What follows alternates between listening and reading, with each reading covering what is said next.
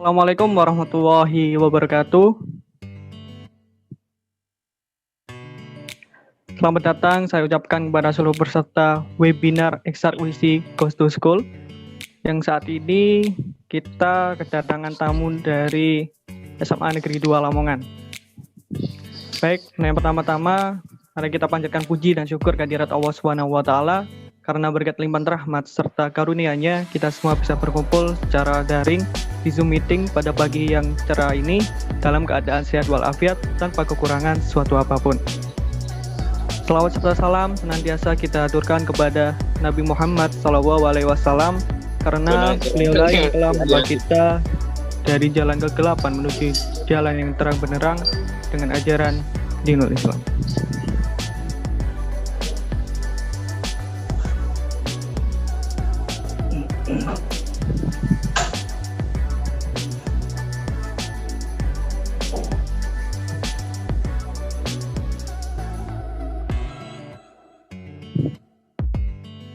Baik, saya lanjutkan. Untuk yang pertama-tama, saya sampaikan salam hormat saya kepada Bapak Hamim SPD selaku Wakakurikulum SMA Negeri 2 Lamongan. Beliau mewakili Kepala Sekolah dari SMA Negeri 2 Lamongan. Juga yang saya hormati Ibu Elsie Mersilia Hanesti SEI MSEI. Beliau mewakili Kepala Departemen Ekonomi Syariah WISI yang saat ini berhalangan hadir karena memang saat ini juga beliau berkesempatan untuk mengisi webinar di Zoom yang lain. Untuk yang selanjutnya yang saya hormati Ibu Tias Ajeng Nastiti selaku pemateri pada webinar kali ini. Terima kasih sudah berkenan untuk memberikan kami kesempatan mengundang Ibu Tias di webinar kali ini. Dan tak lupa yang saya sayangi dan saya banggakan teman-teman kelas 12 SMA Negeri 2 Lamongan. Baik, untuk yang pertama-tama izinkan saya untuk membacakan susunan acara pada webinar pagi hari ini. Untuk yang pertama yakni pembukaan dilanjutkan dengan sambutan-sambutan. Setelah sambutan dilanjutkan dengan sesi foto bersama. Setelah itu dilanjutkan dengan sesi penyampaian materi oleh Bu Tias Ajeng Nastiti. Lalu dilanjutkan dengan sesi sharing mengenai Eksarwisi. Dan yang terakhir diakhiri dengan penutupan serta doa. Untuk yang pertama-tama marilah kita buka acara webinar Eksarwisi Goes to SMA Negeri 2 Lamongan ini dengan bacaan Ummul Quran. Al-Fatihah.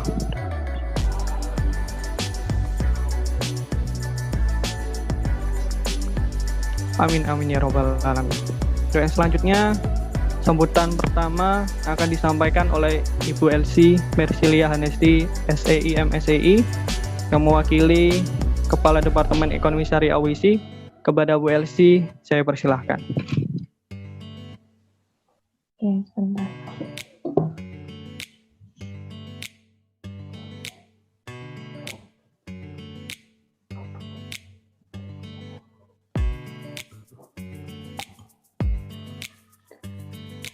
Baik, Assalamualaikum warahmatullahi wabarakatuh. Selamat pagi semuanya. Oke, mohon maaf bisa on cam, tapi ketika di on bisa on cam kayak ini mati kameranya. Sorry ya, maaf ya. Oke, langsung saja kita bersama. Bismillahirrahmanirrahim. Allahumma shalli ala sayyidina Muhammad wa ala ali Muhammad. Pertama-tama yang saya hormati kepada Bapak perwakilan dari SMK. Oke, saya hormati kepada perwakilan SMA 2 Lamongan, yaitu kepada Bapak Amin SPD selaku Wakakurikulum. Kemudian yang saya hormati kepada pemateri kita pada pagi hari ini yaitu Ibu Tias. Kemudian yang saya hormati dan saya banggakan juga kepada para panitia, mahasiswa ekonomi syariah WISI, dan yang saya banggakan juga para siswa SMA N2 Lamongan. Oke, alhamdulillahirabbil alamin. Pertama-tama mari kita panjatkan puji syukur kehadirat Allah Subhanahu wa taala karena di pagi hari ini, di Sabtu pagi yang ceria ini, dengan suasana yang mendung ya, kita bisa berkumpul bersama melalui video conference secara virtual dalam acara yang sangat luar biasa sekali yang diselenggarakan oleh Prodi Ekonomi Syariah UISI, yaitu webinar HR UISI Gustu SMAN 2 Lamongan dengan topik berbisnis syariah e-commerce, seperti itu. Dengan pemateri luar biasa sekali yaitu Ibu Tias. Nah, kebetulan saya juga kenal dekat dengan Ibu Tias ini, banyak sekali bisnis, dan juga nanti silakan para siswa dan para mahasiswa nanti silakan Anda bisa berdiskusi bersama Ibu Tias. Banyak materi yang bisa nanti Ibu Tias sampaikan, nanti silakan diskusi bersama. Dan harapannya terutama di tengah pandemi seperti ini ya, semua orang bisa berbisnis, apalagi saat ini sudah ditunjang dengan adanya kemudahan di era digital, banyak e-commerce yang bermunculan platform seperti itu. Nah, harapannya di era seperti ini tidak hanya masyarakat istilahnya yang mempunyai modal banyak saja, tidak hanya masyarakat yang mungkin kalau teman-teman berpikir bahwa hanya orang-orang dewasa yang bisa berbisnis, enggak, tapi kita semua bisa berbisnis bersama, bisa mengambil kesempatan untuk istilahnya mengembangkan ide bisnis yang kita punya. Nah, saya yakin setiap teman-teman pasti memiliki ide yang masing-masing, selalu punya minat untuk berbisnis. Ini yang sering teman-teman mahasiswa dan juga rekan-rekan menyampaikan bahwa sebenarnya banyak masyarakat yang ingin berbisnis tapi bingung bagaimana cara memulainya. Nah, padahal sangat simpel sekali. Nah, nanti akan disampaikan banyak materi yang sangat luar biasa sekali oleh Bu Tias. Jadi silakan dimanfaatkan, silakan bertanya apapun itu, silakan ditanyakan, silakan didiskusikan dengan materi kita pada pagi hari ini.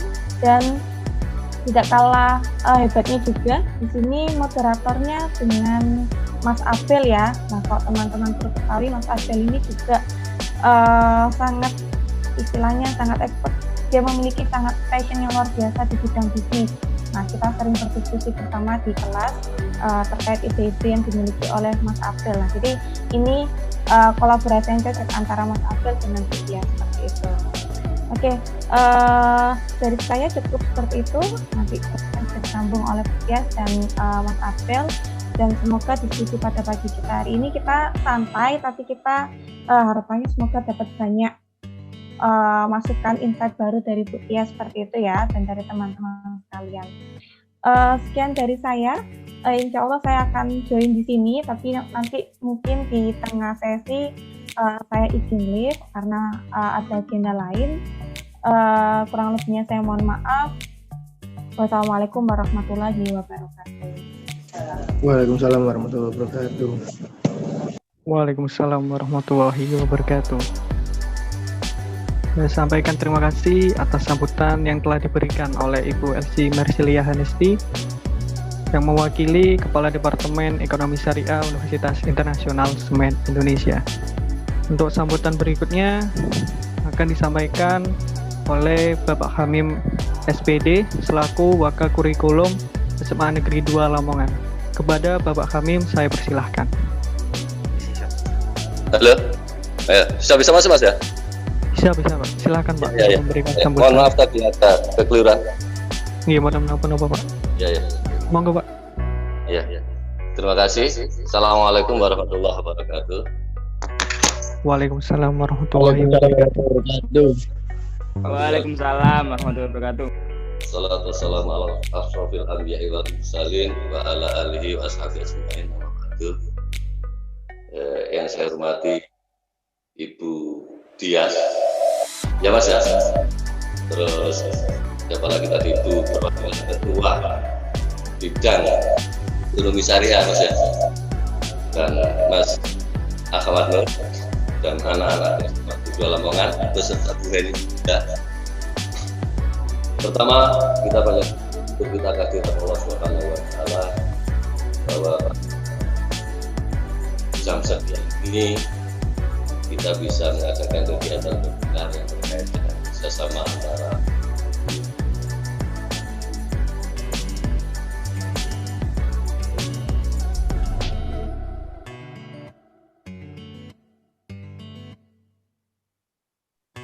Halo Pak Hamim, mic-nya termute sepertinya. Kenapa Mas? Jadi sempat termute untuk mic-nya, tidak terdengar. Sekarang sudah, silakan. Iya. Jadi saya lanjutkan.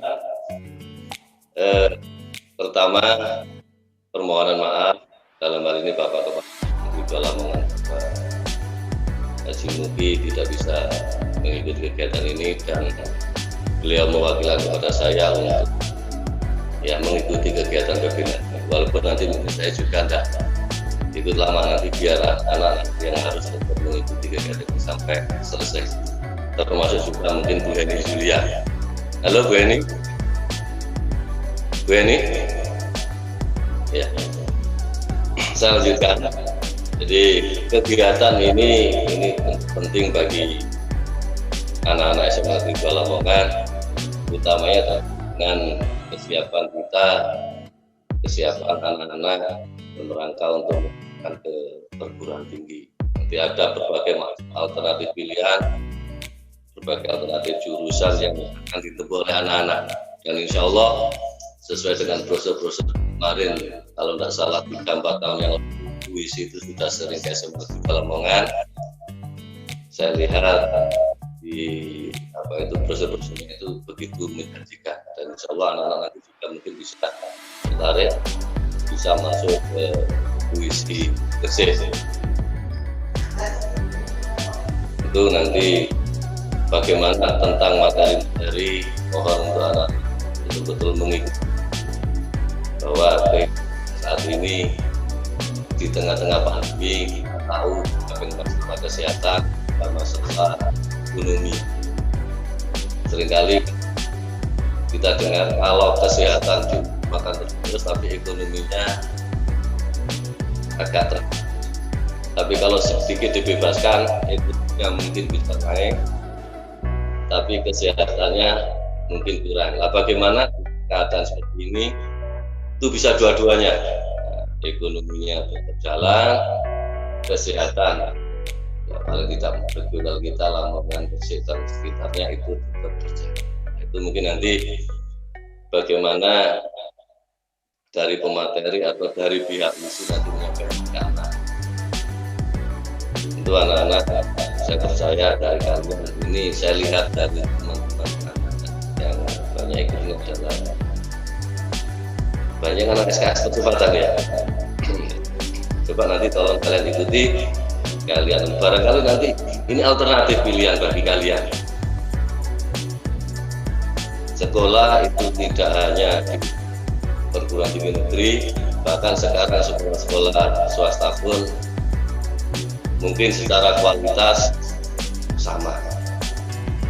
Jadi tidak perlu anak-anaknya saya di sini enggak, itu sama saja. Yang penting itu tergantung dari niat dan kesungguhan kalian, bagaimana kalian bisa maju, bagaimana kalian ke depannya itu bisa meraih sesuatu yang begitu tinggi, masih sangat begitu tinggi ya. Kalau nanti itu diikuti betul-betul ya. Mungkin barangkali itu yang bisa saya sampaikan kepada, mohon maaf kepada Ketua Bidang tentang Ekonomi Syariah di Indonesia. Juga mohon maaf pada pemateri Budias tadi itu dan Mas Ahmad Nur. Ya, mungkin itu yang bisa saya sampaikan, dan sekaligus nanti mungkin sebagian saya akan ikuti, mungkin juga nanti karena saya juga ada kegiatan yang lain ini, tapi insya Allah saya paham, saya aktif terus. Itu yang mungkin bisa saya sampaikan. Mohon maaf. Saya kira Assalamualaikum warahmatullahi wabarakatuh. Waalaikumsalam warahmatullahi wabarakatuh.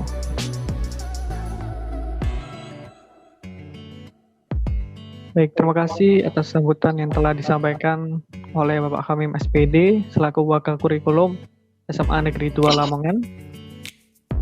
Untuk rangkaian acara selanjutnya yakni sesi foto bersama.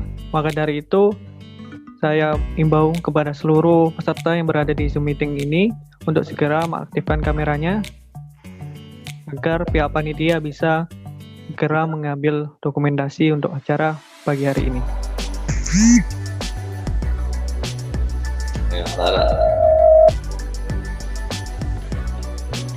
yang Ayo yang belum mengaktifkan kameranya bisa segera mengaktifkan.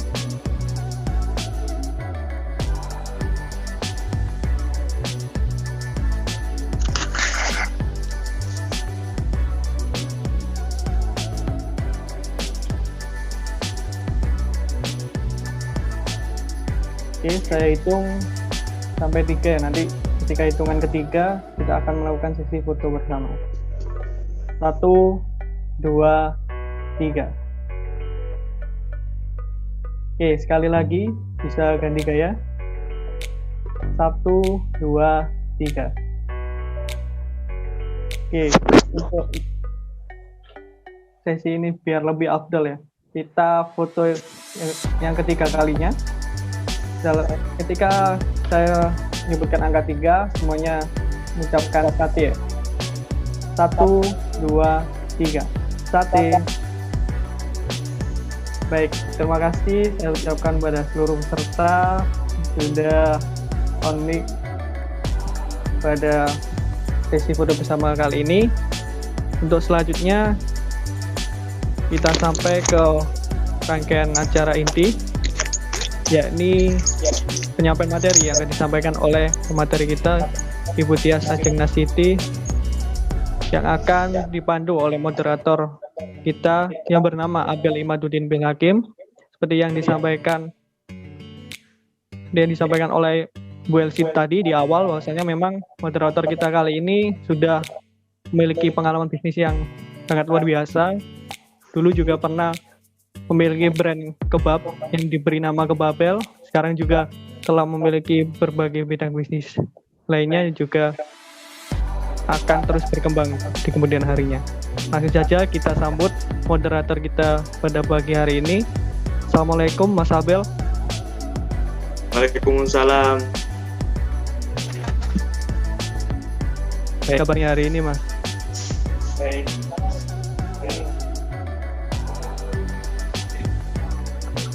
Baik, langsung saja untuk forum ini saya serahkan kepada Mas Abel. Sehat. Baik, langsung saja untuk Pagi ini yang telah memberikan kesempatan saya untuk melanjutkan acara webinar kali ini. Izinkanlah saya memperkenalkan diri terlebih dahulu.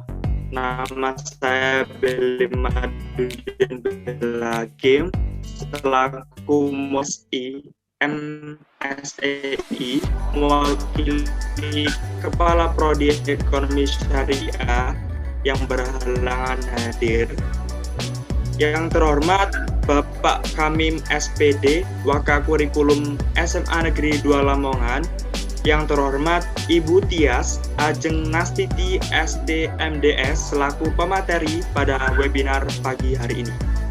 Dan juga tak lupa kami menyempatkan waktunya untuk hadir pada kesempatan yang berbahagia ini. Untuk seluruh peserta yang hadir untuk bisa open kamera serta mute ketika pemaparan materi yang berlangsung. Bagi peserta yang ingin bertanya, silakan langsung chat di kolom komentar yang tersedia yang akan nantinya dibacakan ketika sesi tanya jawab berlangsung. Dan akan ada 3 pertanyaan terbaik yang akan mendapatkan pulsa senilai total Rp75.000. Sebelum menginjak acara inti, mari kita kenalan dulu pemateri pada webinar kali ini. Inilah dia, Ibu Tias Ajeng Nastiti, STMDS. Saya akan menyampaikan CV singkat beliau. Beliau menempuh pendidikan sarjana.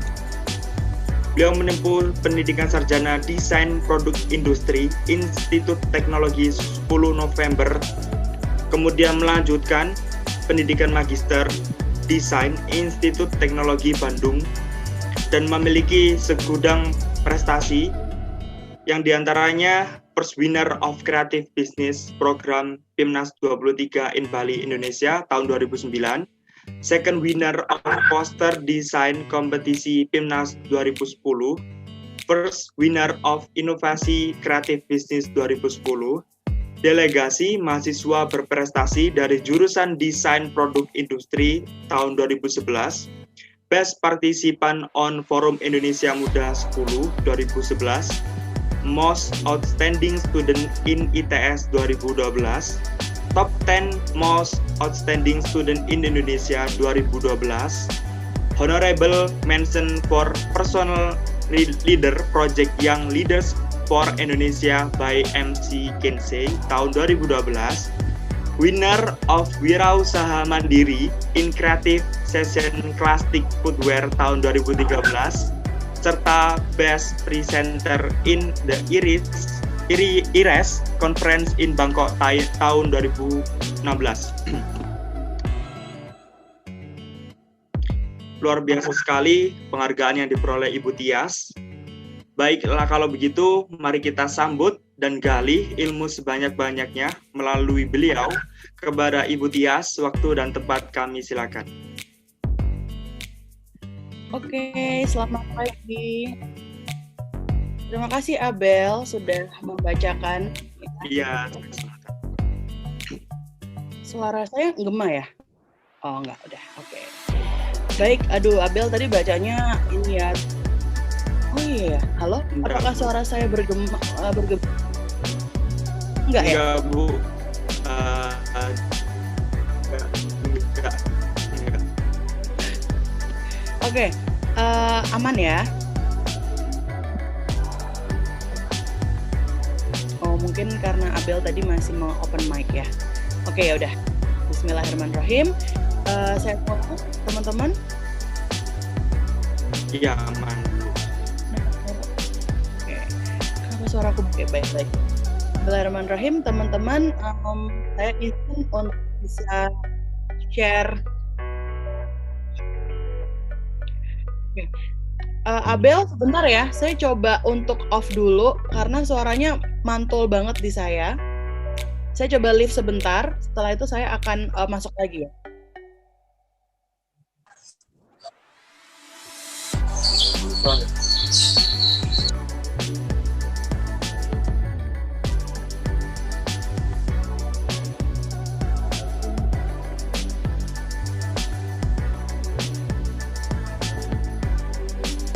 Jelas.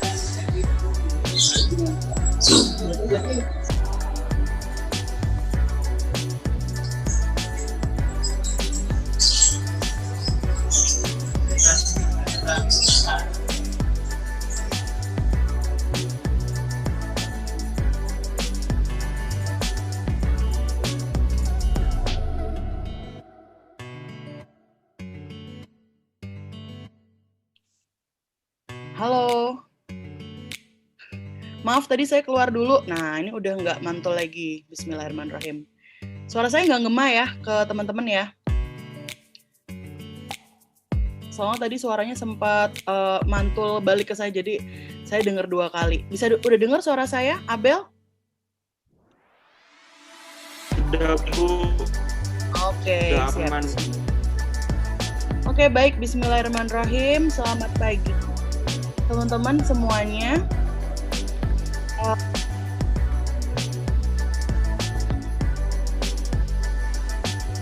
Oke, hari ini saya akan share tentang materi yang diminta oleh panitia gitu ya, yaitu tentang studentpreneur.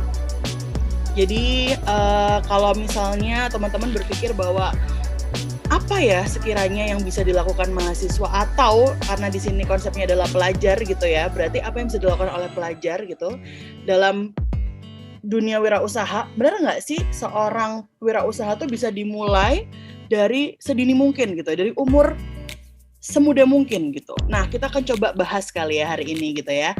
Oke, saya akan share screen.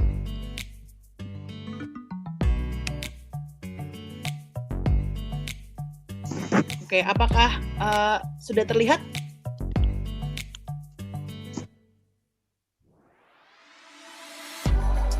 Tetap Sudah terlihat Bu Sudah bisa Tia. dilihat ya Ibu. PPT Sudah saya? terlihat. Oke, bismillahirrahmanirrahim. Jadi materi ini saya akan membahas terkait dengan studi ya. Jadi kalau misalnya teman-teman ada yang tertarik gitu ya ini orang wirausaha gitu. Apakah nanti harus ditunggu sampai usia 30 Bu? Atau mungkin nanti harus memulai ketika benar-benar sudah punya duit Bu? Nah, ini ingin saya coba patahkan di materi hari ini gitu ya.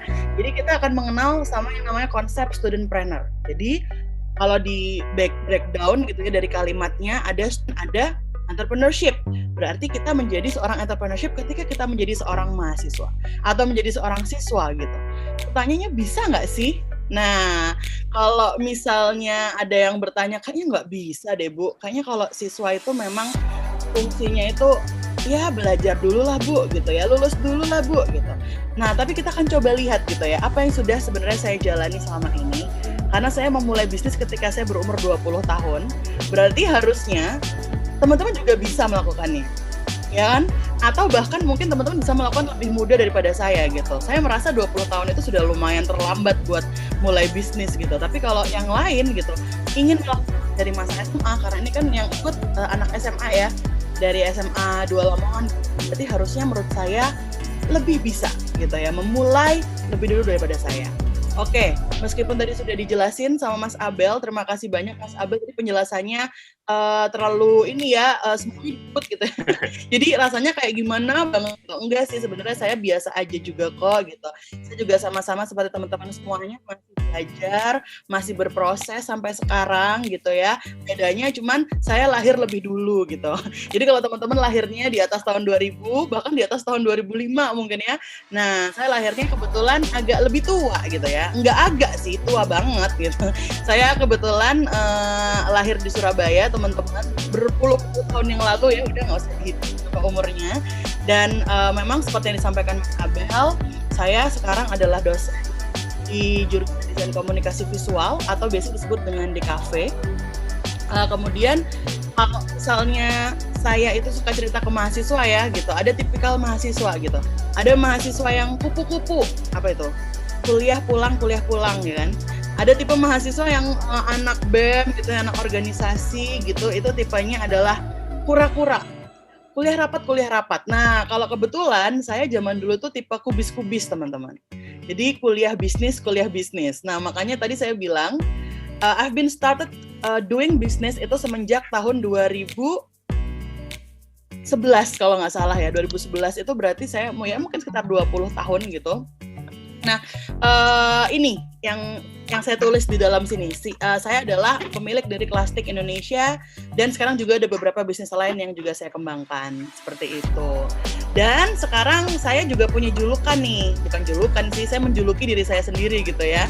Saya sekarang aktif berkonten di TikTok. Mungkin kalau ada teman-teman yang suka suka main TikTok gitu ya, teman-teman bisa silahkan follow saya karena saya share beberapa hal di TikTok gitu.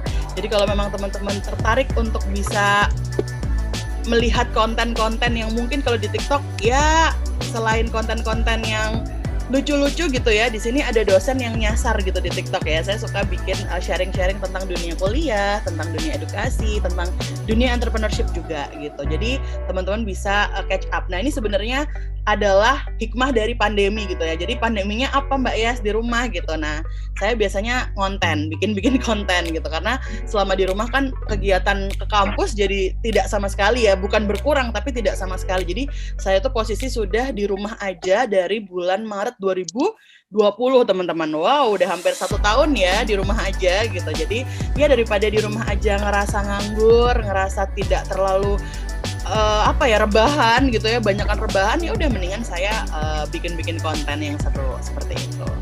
Jadi itu mungkin bisa ditiru juga ya teman-teman ya, daripada di rumah aja mungkin ngerasa malah insecure. Biasanya orang di rumah kan kok insecure gitu ya, aku nggak ngapa-ngapain, hidupku terasa menjadi beban keluarga gitu. Nah, mungkin teman-teman bisa bikin konten-konten yang seru, siapa tahu mendapat tanggapan yang seru juga dari orang-orang lain seperti itu. Oke, jadi begitu kurang lebih perkenalan gitu ya. Jadi teman-teman bisa ketemu saya juga di sosmed, di email ya, mau dimanapun silakan kalau misalnya ingin berdiskusi lebih lanjut. Maksudnya kalau memang hari ini kita nggak bisa diskusi secara panjang lebar, teman-teman bisa berdiskusi dengan saya di platform lain ya, feel free.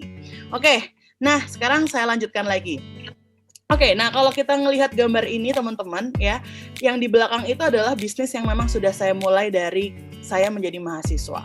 Dan saya memakai foto ini sebenarnya bukan hanya sekedar karena foto ini melihatkan bisnis saya gitu, tapi foto ini adalah salah satu pencapaian terbesar saya. Mungkin kalau saya bisa bilang ini adalah milestone gitu ya. Milestone itu apa sih? Kayak ketika kita sudah mencapai sesuatu, nah itu diingat gitu ya, menjadi memori, menjadi istilahnya keberhasilan gitu ya, yang saya anggap gitu. Meskipun ya kalau sekarang saya bilang ya belum berhasil juga gitu, tapi at least dengan adanya foto ini saya tuh ingat gitu bahwa saya pernah mencapai sesuatu. Jadi foto ini saya ambil ketika saya harus mempresentasikan bisnis saya di depan ratusan audiens di Syracuse University di USA, di New York.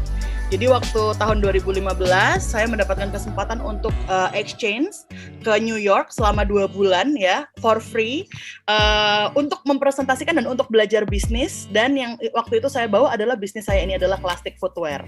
Nah bisnis ini sebenarnya kalau teman-teman ngelihat apa sih Bu Classic Footwear gitu ya, kalau di foto ini bisa dilihat ya saya membawa sepatu gitu ya, berarti saya jualan apa kira-kira? Gado-gado gitu ya? Oh bukan, ya ini jualan sepatu gitu ya. Saya jualan, saya memang tertariknya di bisnis fashion. Kebetulan saya fokus ke aksesoris, khususnya sepatu. Nah jadi teman-teman, saya itu dulu waktu SMA ya, kayaknya bisa membantu kalian gitu waktu umur 16 tahun, ya. 15 tahun lah kalau nggak salah. Saya tuh setiap nulis buku diary atau setiap kali saya bikin status atau apa gitu ya, saya selalu bilang bahwa saya tuh pengen banget nginjak New York. Nggak tahu kenapa, mimpi saya tuh selalu New York, selalu New York, selalu New York. Mungkin karena saya suka nonton film kali ya, jadi yang kepikiran itu adalah New York gitu loh. Dan saya selalu mencoba untuk cari cara ke sana, gimana pun caranya, entah mau ikut lomba, entah mau ikut exchange, tapi ya udah nggak pernah berhasil gitu. Sampai akhirnya tibalah saya pada masa saya dapat kesempatan ke sana gitu, dengan berbagai macam rejection sebelumnya, sering ditolak gitu ya, sering gagal karena ada yang ikut lomba exchange, tiba-tiba sampai di last minute gitu ya, sudah sudah terakhir gitu ya, sudah tinggal interview gagal gitu. Ada lomba apa yang saya juara 3, yang diberangkatkan hanya juara 1. Selalu kayak gitu. Akhirnya saya sampai berpikir udahlah kayaknya saya nggak mungkin bisa berangkat ke sana gitu. Tapi ternyata Allah itu memang benar-benar is a good planner ya, kalau saya bilang gitu ya. Allah tuh memang benar-benar perencana yang bagus. Ternyata Allah pengen saya punya bisnis dulu nih. Dan ternyata tanpa disangka-sangka bisnis saya yang bisa bawa saya ke sana gitu. Jadi tahun 2015 ketika saya mengembangkan Classic Footwear gitu, saya dapat tawaran dari salah satu dosen saya di ITB untuk bisa ikut exchange di sana. Nah, jadi ternyata mimpi saya itu dimulai tahun 2000, maksudnya waktu saya umur 15 gitu ya. Tapi saya diberangkatkan itu ketika saya umur 25 tahun. Jadi luar biasa ya. Ketika kita bermimpi itu ternyata Allah tuh enggak mengabulkan itu besok, lusa, minggu depan tuh enggak, tapi bisa aja jadi 10 tahun. Makanya kalau bermimpi itu jangan gampang menyerah gitu. It's okay gitu ketika memang belum terjadi, tapi bisa saja terjadi berpuluh tahun yang akan datang. Nah, kayak gitu teman-teman. Jadi ini sedikit cerita saya. Makanya saya akhirnya sampai sekarang punya satu quotes yang selalu saya bawa kemana-mana dan selalu saya share ke teman-teman gitu ya, bahwa do not forget that every great business starts from a very little dream. Jadi jangan lupa kalau semua bisnis yang besar itu, yang mungkin yang sekarang udah jadi bisnis yang mendunia, itu semuanya mulai dari hal-hal yang kecil gitu. Hal-hal yang mungkin simple gitu. Jadi silakan teman-teman untuk bisa istilahnya jangan gampang menyerah gitu ya. Mulailah dari hal-hal yang kecil seperti itu. Sebentar teman-teman.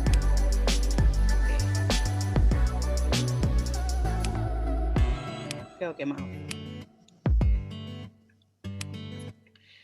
Nah, jadi itu yang saya lakukan selama saya menjadi anak kuliahan gitu ya. Jadi saya tuh kubis-kubis tipikalnya. Ini beberapa bisnis saya. Yang pertama adalah Classic Footwear. Jadi kalau Classic Footwear ini fokus kepada aparel sepatu ya. Mungkin ada yang bingung kenapa namanya Classic gitu ya.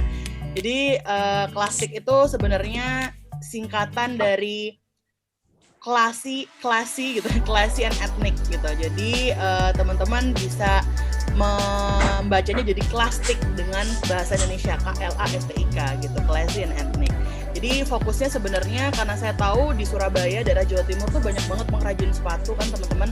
Akhirnya saya berpikir ya udahlah coba membuat sepatu dengan sentuhan bahan-bahan etnik. Iya, mendawan. Plastik ini di @plasticshoes dan kita juga punya website www.plasticfootwear.com. Ini ada sedikit video.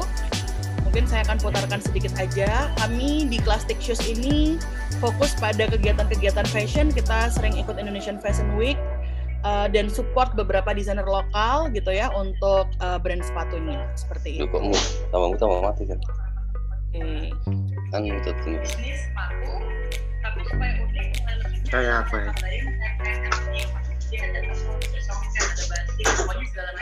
Turun. Kalau pemasaran sepatu ini itu di tahun 2012 awal dengan cerita-cerita inovasi awal mula kita memasarkan sepatu itu menggunakan online.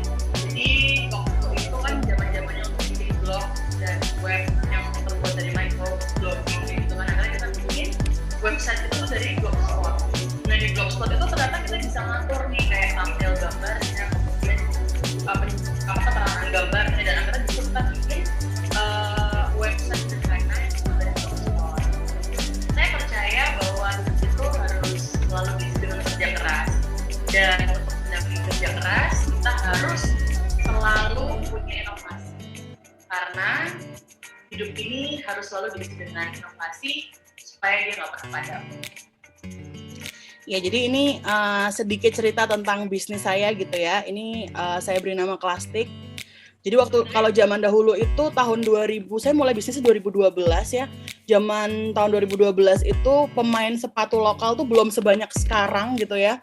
Jadi teman-teman mungkin kalau zaman dulu ngelihat sepatu lokal tuh jadi kayak mewah banget gitu. Tapi kalau sekarang alhamdulillahnya sudah banyak banget pemain sepatu ya di Indonesia gitu. Teman-teman bisa menemukan banyak sekali pemain sepatu lokal gitu. Jadi ya luar biasa, lumayan persaingannya gitu. Tapi tentu kita terus berinovasi.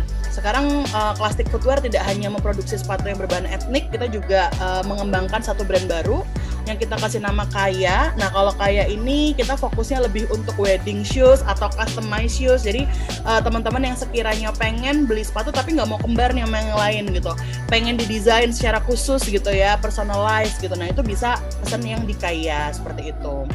Dan nah sekarang di tahun 2000 saya mulai bisnis baru lagi di tahun 2019 gitu, saya kembangkan lagi. Sekarang mencari konsep bisnis yang lebih simple tapi lebih mudah juga dikerjakan gitu ya. Akhirnya saya mencoba untuk mengambil peruntungan di bisnis hijab karena saya sendiri juga pemakai hijab gitu ya. Jadi saya pikir ya udahlah kita berbisnis hijab aja. Pertama untuk saya pakai sendiri juga gitu. Kedua juga untuk menyediakan kebutuhan atau demand Muslim fashion gitu ya, orang-orang cewek muslimah yang memang suka fashion gitu. Akhirnya saya membuat satu brand yang saya beri nama Scarfest. Jadi Scarfest itu sebenarnya kata pelesetan dari scarf. Jadi kan kalau hijab itu kan atau penutup kepala tuh bahasa Inggrisnya kan scarf gitu. Nah itu saya plesetkan menjadi lebih Indonesia. Jadi saya tuh memang entah kenapa ya, kalau bikin brand itu suka yang ala-ala Indonesia gitu ya. Jadi Clastic, kemudian kayak Scarfest. Jadi memang saya ingin menunjukkan bahwa ini tuh brand dari Indonesia seperti itu. Nah tapi kalau teman-teman bisa lihat di sini ya, ini adalah hijab yang saya produksi. Kalau istilahnya ngomongin hijab yang saya produksi itu ya udah cuman hijab warna-warni yang dipotong dan dijahit. Tapi bukan berarti saya bikinnya asal-asalan ya. Kalau untuk brand saya benar-benar belajar bahwa yang namanya branding itu harus dikemas sedemikian rupa gitu. Jadi saya bikin labelnya yang bagus, saya bikin kemasannya yang bagus gitu. Jadi kalau misalnya teman-teman beli hijab kira-kira berapa harganya gitu. Mungkin ada yang bilang 30, 50 gitu ya. Tapi kalau saya jual hijab ini harganya di angka 200.000 teman-teman per pieces gitu. Jadi memang saya membuatnya konsep yang lebih premium gitu. Tapi apakah ada yang beli gitu? Ya ada gitu, karena kita memang mengemasnya dengan cara yang premium. Nah inilah yang disebut dengan kekuatan branding gitu ya. Jadi kalau misalnya sebuah produk gitu yang mungkin value-nya itu harganya 50.000 tapi dikemas dengan sedemikian rupa, dikasih label yang menarik, maka dia bisa aja harganya dijual jadi 250.000 atau mungkin 500.000. Jadi inilah yang disebut dengan kekuatan branding. Nah, inilah hal-hal yang sebenarnya perlu dipelajari ketika teman-teman ingin memulai bisnis gitu. Kemudian produknya itu juga dikemas dengan fotografi yang bagus gitu ya, dengan dikasih nama apa gitu. Jadi saya tuh setiap punya brand gitu ya, saya selalu mengibaratkan brand itu tuh kayak anak saya gitu. Jadi semua produk itu pasti saya kasih nama gitu ya. Yang ini jilbabnya namanya Sinope kayak gitu. Terus yang ini saya kasih nama series Elements gitu, karena ini saya menggunakan konsep pattern. Jadi ini ada ada desain-desainnya 4 desain terinspirasi dari elements yang ada di dunia, yaitu earth, kemudian wind, water, dan juga fire. Jadi saya terinspirasi dari ini Avatar ya. Ada earth, water, wind, dan juga fire seperti itu. Dan ini kami kembangkan, dan ini menjadi salah satu hijab premium yang paling laris waktu tahun 2020 karena saya keluarkan menjelang bulan puasa ya, bulan Ramadan gitu ya. Dan per piecesnya harganya sekitar 300.000, 250 sampai 300.000 karena ada dua size gitu, ada yang kecil dan ada yang agak lebih besar seperti itu. Itu teman-teman, dan alhamdulillah sekarang meskipun masih pandemi, saya sudah punya satu toko offline di salah satu mall di Surabaya. Jadi ini toko saya di City of Tomorrow Surabaya, di dekatnya Bundaran Waru ya, kalau teman-teman mungkin pernah mampir ke sana. Nah, store saya ada di situ, tepatnya di lantai 1. Ya, sangat struggling teman-teman gitu ya. Sekarang sangat struggling banget gitu, karena ternyata mall itu sekarang bukan jadi tempat favorit lagi, tidak terlalu rame di sana gitu. Tapi alhamdulillahnya kita terus fokus berjualan secara online juga gitu ya. Seperti judul hari ini gitu ya, kita bisa berkembang dengan online gitu ya, seperti e-commerce, seperti Shopee, Tokopedia. Nah, banyak sekali terbantu dengan marketplace seperti itu ya, untuk bisa tetap berjualan gitu. Tapi kalau memang teman-teman ingin langsung lihat barangnya gitu ya, karena kita juga istilahnya menjual produk itu bisa kita bandingkan lah ya kualitasnya, teman-teman bisa datang langsung ke offline store Scarface dan Plastik dan Karya. Jadi kita jadi satu, ada 3 brand dalam satu toko seperti itu. Nah, jadi kurang lebih itu intermezzonya. Waduh, udah panjang gitu ya ceritanya ya. Tapi sebenarnya bukan berarti tadi tuh saya ingin pamer gitu ya, untuk atau apa sih Bu gitu, kok belum sudah pamer. Tapi sebenarnya saya cuma pengen cerita gitu bahwa menjadi orang entrepreneurship itu adalah sesuatu pilihan gitu. Karena apakah saya menjalannya dengan mudah? Oh, tentu tidak gitu ya. Saya sudah memulai bisnis itu dari tahun 2011 gitu. Apakah terseok-seok? Oh, tentu iya gitu ya, tentu iya gitu. Bagaimana caranya untuk bisa mempertahankan tim, bagaimana caranya untuk bisa tetap menggaji karyawan ketika pandemi apalagi gitu ya. Jadi menjadi entrepreneur itu pilihan gitu. Tapi ketika memang teman-teman sudah sangat mencintai dunia berwirausaha gitu ya, maka teman-teman akan sangat mencintainya dan akan berjuang untuk mengembangkan usahanya. Nah, sekarang kita kalau coba throwback lagi ke belakang gitu ya, kita throwback ke belakang gitu ya. Bu, kenapa sih kok Bu Tias jadi seorang entrepreneur gitu? Kenapa nggak coba kerja aja, enak gitu ya? Atau istilahnya, kenapa kok nggak ikut orang aja atau belajar ke bisnis lain dulu? Nah, sebenarnya alasan saya itu adalah sebenarnya saya takut menghadapi ini ya, yang ada di layar ini gitu. Teman-teman ngelihat nggak ini? Apa sih gitu ya, kalau anak SMA kayaknya belum pada tahu ini tuh apa gitu, tapi kalau kakak-kakak yang di UISI kayaknya pada tahu ini apa. Ini adalah job fair teman-teman ya. Tentu foto ini diambil sebelum COVID ya, karena orang bisa berdempet-dempetan. Kalau sekarang kayaknya udah pada takut ya ikutan job fair kayak gini. Jadi ini adalah job fair di mana para perusahaan itu membuat pameran gitu kan. Kemudian ini para pencari kerja ya, para orang-orang yang membutuhkan pekerjaan itu berbondong-bondong datang untuk apply. Nah, sebenarnya saya benar-benar gimana ya, kurang paham dengan konsep ini tuh luar biasa, karena yang daftar itu bisa ribuan gitu ya. Yang diterima tuh kadang ya 5 mungkin nggak sampai gitu, bisa 1, 2 atau bahkan 3 orang. Ya, jadi konsep bahwa perusahaan itu membutuhkan 3 orang, padahal yang butuh kerja itu 1.000 orang, itu membuat saya berpikir, apa iya saya harus kerja di perusahaan gitu? Kayaknya saya perlu menjadi seorang entrepreneur deh, seperti itu. Nah, kemudian ada juga gambar ini gitu ya. Ini ada gambar orang yang ya seperti kalau dilihat dari perawakannya, beliau bukan orang yang bukan orang kurang pintar ya, seperti pintar gitu ya, wajahnya ganteng gitu kan. Terus beliau menulis dari postdoc gitu ya, and published paper first, tapi lihat bawahnya. Still will work for food. Jadi intinya punya hal-hal yang tinggi yang ini perlu kalian pikirkan dari sekarang ya, dari semudah mungkin. Seperti itu. Permisi Bu Dias, suaranya terputus. Jadi kenapa awal saya tanya? Ya? Masih putus-putus, Abel? Putus.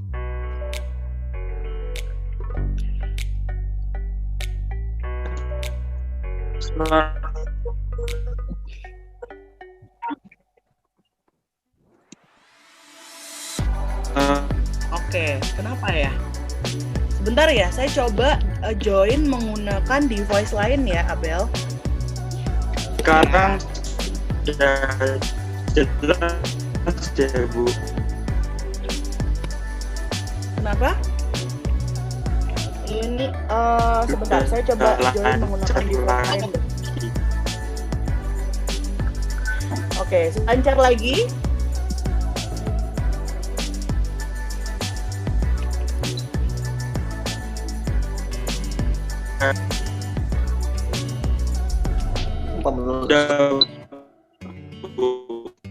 Bentar ya, ini saya juga nggak ngerti kenapa kok kayak gini. Saya coba pakai.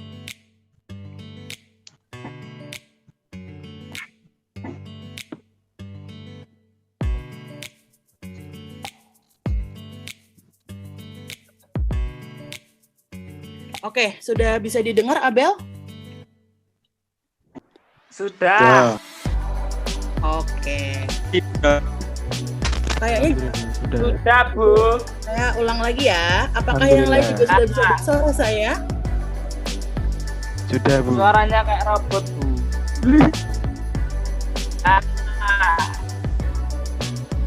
Sudah bisa didengar ya? Oke. Abel, sudah oke? Saya bisa lanjutkan? Abel, suaranya nggak dengar. Oke, siap. Bismillahirrahmanirrahim ya, semoga jaring error lagi. Ya ini ya, salah satu challenge ketika kita kuliah online atau ketika kita webinar gitu ya. Jadi ya, dinikmati gitu ya. Moga-moga nanti Indonesia setelah ini akhirnya punya jaringan yang kuat ya, kayak di dunia, di belahan dunia lainnya. Bismillah. Oke, jadi kalau tadi saya kembali lagi ya ke laptop ya. Jadi kalau tadi ditanya, kenapa sih Bu kok pengen jadi entrepreneur gitu? Nah, sebenarnya pertanyaan itu pengen menjadi orang yang tidak mencari pekerjaan gitu. Sebenarnya itu niat saya gitu ya. Jadi mungkin karena dari kuliah saya memang terbiasa untuk create barang sendiri, karena kan kebetulan saya kuliah di cafe ya. Jadi ketika kita bikin barang atau bikin produk sendiri gitu, ternyata kita lebih suka untuk memproduksi semuanya sendiri gitu.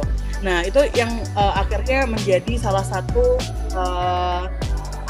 impian saya seperti itu. Jadi kalau kita coba lihat dari definisi entrepreneur itu sendiri gitu ya. Jadi entrepreneur itu adalah a person who risk their own money for freedom rather than exchanging their freedom for money. Jadi memang orang yang tidak pengen dikekang gitu ya. Pengennya dia itu adalah seorang yang bisa menentukan, bisa mengembangkan semuanya itu berdasarkan keinginannya seperti itu. Nah, apakah teman-teman di sini punya pemikiran yang sama dengan saya? Nah, siapa tahu teman-teman adalah seorang entrepreneur juga seperti itu. Jadi kalau memang teman-teman dari muda sudah merasa punya keinginan bahwa Bu, bener deh, saya tuh suka bikin sesuatu, saya tuh pengen menciptakan sesuatu, pengen inventing, pengen creating gitu ya. Jadi jiwanya itu produktif gitu ya. Itu mungkin teman-teman bisa jadi adalah ciri-ciri seorang entrepreneur. Oke, nah coba dilihat lagi, apa sih ciri-ciri dari entrepreneur gitu ya. Nah kalau dari bagan ini ada berapa nih? Ada macam-macam gitu ya. Yang pertama sangat calculated. Calculated itu apa? Orangnya jago untuk berpikir hitung-hitungan gitu ya, logik gitu. Wah, jadi kalau misalnya saya punya uang ini gitu ya, saya harus pakai untuk ini.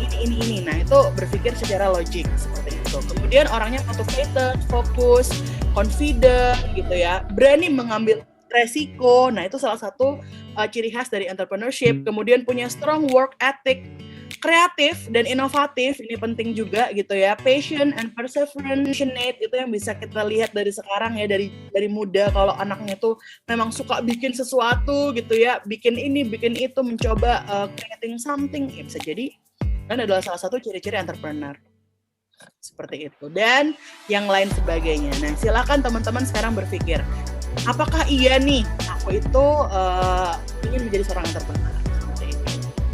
Nah, pertanyaannya, gimana Bu cara saya supaya jadi entrepreneur? Saya pingin, tapi saya kayaknya belum punya jiwa itu semua gitu ya. Saya pingin, tapi saya kayaknya masih bingung mau ngapain, apa yang mau saya entrepreneurkan gitu kan. Nah, ini saya ada sedikit tips aja yang ingin saya bagi hari ini gitu ya, yaitu konsep 5D. Nah, ini harusnya kalau teman-teman sadar gitu ya, sebenarnya konsep ini tuh sudah sering banyak dibahas, tapi mungkin tidak dibahas secara spesifik untuk entrepreneurship. Jadi coba biasakan dari sedini mungkin gitu ya, aplikasikan konsep 5D ini dalam kehidupan sehari-hari. Yang pertama adalah dreams. D yang pertama ya, D, dreams. Kemudian decisiveness ya. Kemudian doers, determination, dan dedication. 5 ini aja. Coba teman-teman aplikasikan konsep 5D dalam kehidupan sehari-hari. Coba kita bahas satu persatu ya. Jadi kalau dream, itu tadi seperti saya di depan gitu, orangnya itu punya mimpi besar. Jadilah seorang dengan mimpi yang besar. Itu adalah ciri khas entrepreneurship. Mau dia dibilang sama orang lain, nggak mungkin lah kamu kayak gitu, atau kamu dipatahkan sama orang lain, atau bahkan nih ekstrimnya sama keluarga sendiri gitu ya, tapi tetap punya keinginan gitu, punya impian dan visi yang jelas tentang masa depan. Makanya kalau misalnya banyak yang bilang gitu, kalau misalnya mimpi itu kenapa sih harus tinggi gitu ya, memang mimpi itu harus tinggi, visi itu harus setinggi-tingginya gitu, karena memang itu yang akan memberikan semangat kita untuk mencapai masa depan kita, kayak gitu. Terus yang kedua adalah decisiveness gitu ya. Decisiveness itu adalah apa? Memiliki kemampuan untuk mengambil keputusan, dari kata decision ya, decisiveness gitu. Dia tidak takut mengambil keputusan. Dia orangnya sangat kuat dalam instingnya tuh kuat ya. Orang yang decisiveness itu instingnya kuat. Jadi dia tahu bahwa pilihannya itu benar seperti itu. Nah, kemudian yang ketiga adalah doers. Nah, ini yang mungkin sering terabaikan ya dari teman-teman gitu ya. Yaitu seorang wirausahawan itu akan selalu gercep ya, kalau bahasa zaman sekarang tuh apa? Gerak cepat ya. Jadi anytime punya idea itu ya dilaksanakan itu. Itu adalah seorang doers kayak gitu. Nah, kemudian yang ke berapa nih? 4 ya. Kita harus menjadi orang yang determination. Determination ini apa? Seseorang yang selalu melaksanakan kegiatan itu penuh perhatian. Jadi kalau ini bahasanya adalah misalnya kita ngerjain tugas gitu ya, capek atau lelah atau apa itu dihilangkan dulu, tapi harus 100% gitu. Jadi kerjaan tuh harus selalu baik dan benar. Seperti itu, meskipun tantangannya banyak gitu ya. Kemudian yang terakhir adalah dedication. Seseorang wirausaha itu memiliki dedikasi yang tinggi. Jadi kalau misalnya dia sudah ingin kerja di situ, ingin menjadi seorang entrepreneur ya, dia harus mencintai apa yang dia kerjain, apa yang dia kerjakan gitu ya, dan benar-benar membela pekerjaan itu. Jadi kalau ada orang yang katakanlah membuat up and downs gitu ya udah biarin aja. Yang penting saya berdedikasi tinggi. Jadi ini konsepnya simple aja teman-teman, 5D ya. Menjadi seorang entrepreneur itu hanya butuh 5D. Yaitu tadi apa? Kita ulang. Menjadi seorang yang bermimpi tinggi atau dream, decisiveness, yang memiliki kemampuan untuk lihat insting ya, mengambil keputusan tuh jangan ragu-ragu gitu ya. Kemudian doers ya, gercep mengerjakan sesuatu. Kemudian determination ya, melaksanakan kegiatan itu dengan penuh perhatian ya, fokus 100%. Bener kalau ngerjain tugas A ya pikirannya di A, bukan pikirannya di yang lain gitu kan. Dan yang terakhir adalah dedication. Jadi memiliki dedikasi untuk diri dan usahanya. Seperti itu aja, rasanya kayak sesuatu yang mungkin susah Bu gitu, tapi kalau pelan-pelan dilatih gitu ya, insya Allah itu akan menjadi sesuatu yang menjadi habit. Nah, habit apa itu? Kebiasaan. Jadi hal-hal seperti itu jadilah kebiasaan, maka insya Allah teman-teman akan memiliki entrepreneur mindset ya. Mindset ya, salah ya, mindset gitu. Nah, jadi yang namanya jiwa entrepreneurship itu memang benar-benar harus dilatih, teman-teman, harus dilatih. Jadi saya nggak bilang kalau apa yang tadi saya capai itu dalam waktu yang singkat seperti itu. Itu dalam waktu yang berbelas tahun ya, belasan tahun. Begitupun juga dengan usaha-usaha yang ada di luaran sana. Mention it, siapa yang bikin Facebook? Udah berapa tahun Facebook itu? Yang bikin bisnis McDonald misal, bisnis KFC atau bisnis apapun yang ada di dunia, itu pasti semuanya dipupuk dan dikembangkan terus dengan konsep 5D itu tadi. So it is not impossible for being entrepreneur in a young age and in college or school ya. Jadi bukan sesuatu yang tidak mungkin gitu loh untuk menjadi seorang pengusaha ketika masih muda. Ingat ya, Steve Jobs gitu ya. Steve Jobs itu memulai bisnisnya dari garasi rumah orang tuanya. Ketika Steve Jobs masih kuliah ya. Waktu itu almarhum Steve Jobs masih kuliah gitu. Jadi sangat-sangat muda seperti itu. Jadi rasanya teman-teman juga harusnya bisa. Nah, gimana Bu supaya saya bisa melatih jiwa entrepreneurship saya? Saya juga pengen punya jiwa entrepreneurship. Nah, ini saya kasih tips ya. What you need is to be more reactive about your surrounding. Nah, ini yang sering jadi permasalahan anak muda zaman now itu adalah nggak peka ya. Reaktif itu peka gitu, peka sama sekitar. Misal saya kasih contoh, ini nih ada gambar salah satu kota di Indonesia macet banget, ya kan? Tuh lihat di gambar ini gitu ya, motornya tuh udah kayak cendol gitu kan. Kemudian di sela-selanya ada mobil dan di sela-sela mobil juga ada motor-motor. Nah, ketika kita ngelihat kondisi ini gitu, unfortunately gitu, sebagian dari kita itu akan lebih kepada apa? Akan lebih pada ngeluh, ya kan? Akan lebih kepada kayak males macet, ini macet, nah gitu. Padahal sebenarnya kalau kalian ingin memiliki jiwa wirausaha, maka ketika melihat situasi seperti ini, ada 3 pertanyaan yang bisa kalian tanyakan dalam diri kalian dan kalian pikirkan gitu. Yang pertama, what to solve? Apa yang bisa aku kerjakan ketika ngelihat kondisi seperti ini? And then what to sell? Apa yang bisa aku jual supaya memperbaiki situasi seperti ini? Ya kan? Apa yang bisa aku berikan atau apa yang bisa aku tawarkan supaya permasalahan ini semuanya bisa teratasi. Dan yang ketiga adalah what's the impact? Jadi kalau setelah aku jualan atau aku menawarkan itu, kira-kira impact-nya apa? Apakah bisa jadi lebih baik gitu? Apakah bisa jadi lebih apakah malah justru jadi lebih parah gitu kan? Nah, ini harus teman-teman jawab. Jadi 3 pertanyaan seorang entrepreneurship. What to solve, what to sell, and what's the impact? Ini insya Allah akan memberikan konsep berpikir secara kritis untuk menjadi seorang entrepreneur. Seperti itu teman-teman ya. Jadi apalagi sekarang sudah di industri 4.0, industri yang dimana isinya adalah sosial media. Makanya media sosial itu menjadi pasar yang sangat besar. Jadi bukan berarti kalian yang anak-anak muda itu cuman bisa main doang, itu enggak gitu. Kalian juga bisa mulai menjadi seorang yang ikut berjualan di sosmed seperti itu ya, karena sosmed itu adalah pasar yang sangat besar gitu ya. Nah, berbisnis di sosial media atau di media sosial gitu ya, berarti yang pertama gratis, ya nggak? Jadi kalau misalnya kalian pengen berbisnis sosial media gitu, yang pertama gratis, karena hampir semua media sosial itu dibuat gratis gitu ya, nggak tahu ada mungkin yang bayar, yang ya mungkin yang untuk ads gitu ya, atau untuk iklan gitu ya, tapi kalau untuk sosial media yang akan kita daftar gitu kan, itu gratis seperti itu. And then berpotensi dilihat ratusan juta users gitu. Kenapa? Loh, iya kan yang pengguna ratusan juta gitu. Berarti ketika kita upload sesuatu di sosmed, ya potensi yang akan melihat ya ratusan juta gitu ya. Jangan kaget kalau tiba-tiba kalian jadi viral gitu ya. Asal viralnya dengan cara yang baik gitu. Jangan sampai viralnya dengan cara yang kurang baik ya. Jadi punya banyak potensi seperti itu. Mudah dioperasikan dari mana aja. Nah, siapa sih sekarang yang kalau mau keluar rumah atau mau ke sekolah, jadi dulu zaman sebelum COVID gitu ya, handphone itu kan adalah barang yang paling nggak boleh ditinggal, kan?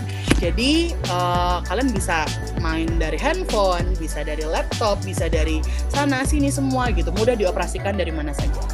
Kemudian perkembangan penggunanya terus meningkat ya, tadi dengan ratusan juta user tapi ternyata terus meningkat seperti itu. Dan yang terakhir, banyak pilihan sesuai kebutuhan. Jadi kamu pengen mengembangkan video misalnya ya, kamu bisa pilih YouTube. Kamu lebih suka fotografi gitu, kamu bisa menggunakan Instagram seperti itu. Jadi banyak sekali pilihannya. Jadi menurut saya gitu ya, menurut saya sebagai seorang dosen, kalau anak-anak muda seumuran kalian tidak memulai bisnis, akan sangat sayang sekali.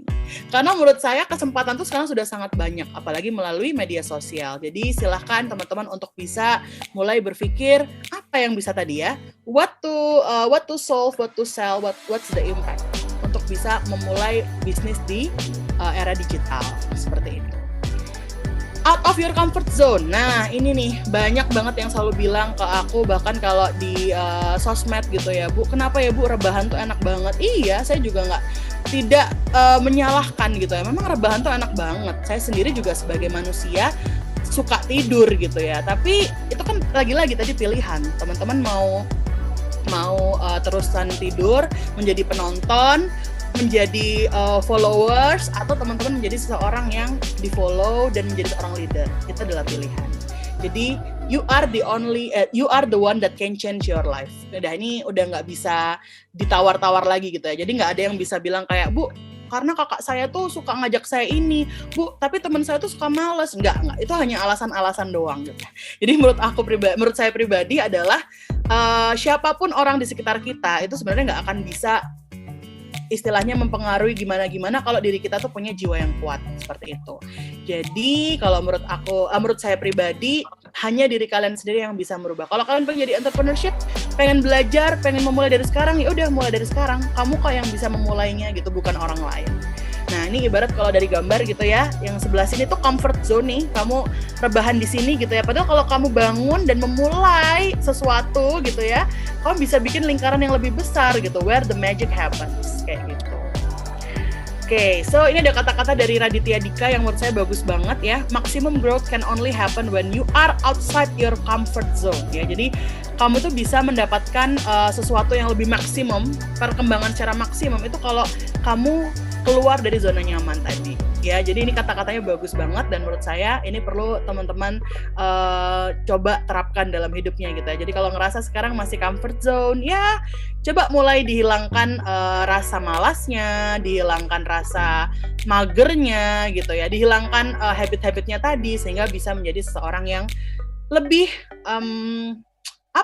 lebih tadi passionate gitu ya untuk bisa memulai bisnis. Seperti itu. Nah, ini sedikit tips untuk semua anak muda. Yang pertama adalah cepat beradaptasi. Ini menjadi satu permasalahan yang juga sering saya diskusikan sama teman-teman mahasiswa gitu ya. Bu, kenapa sih Bu kuliah online kok susah? Bu, saya nggak mudeng kuliah online. Bu, saya ngerasa kuliah susah banget. Nah, ya memang susah gitu. Bahkan saya pun merasa susah gitu. Tapi kita harus beradaptasi mau nggak mau gitu.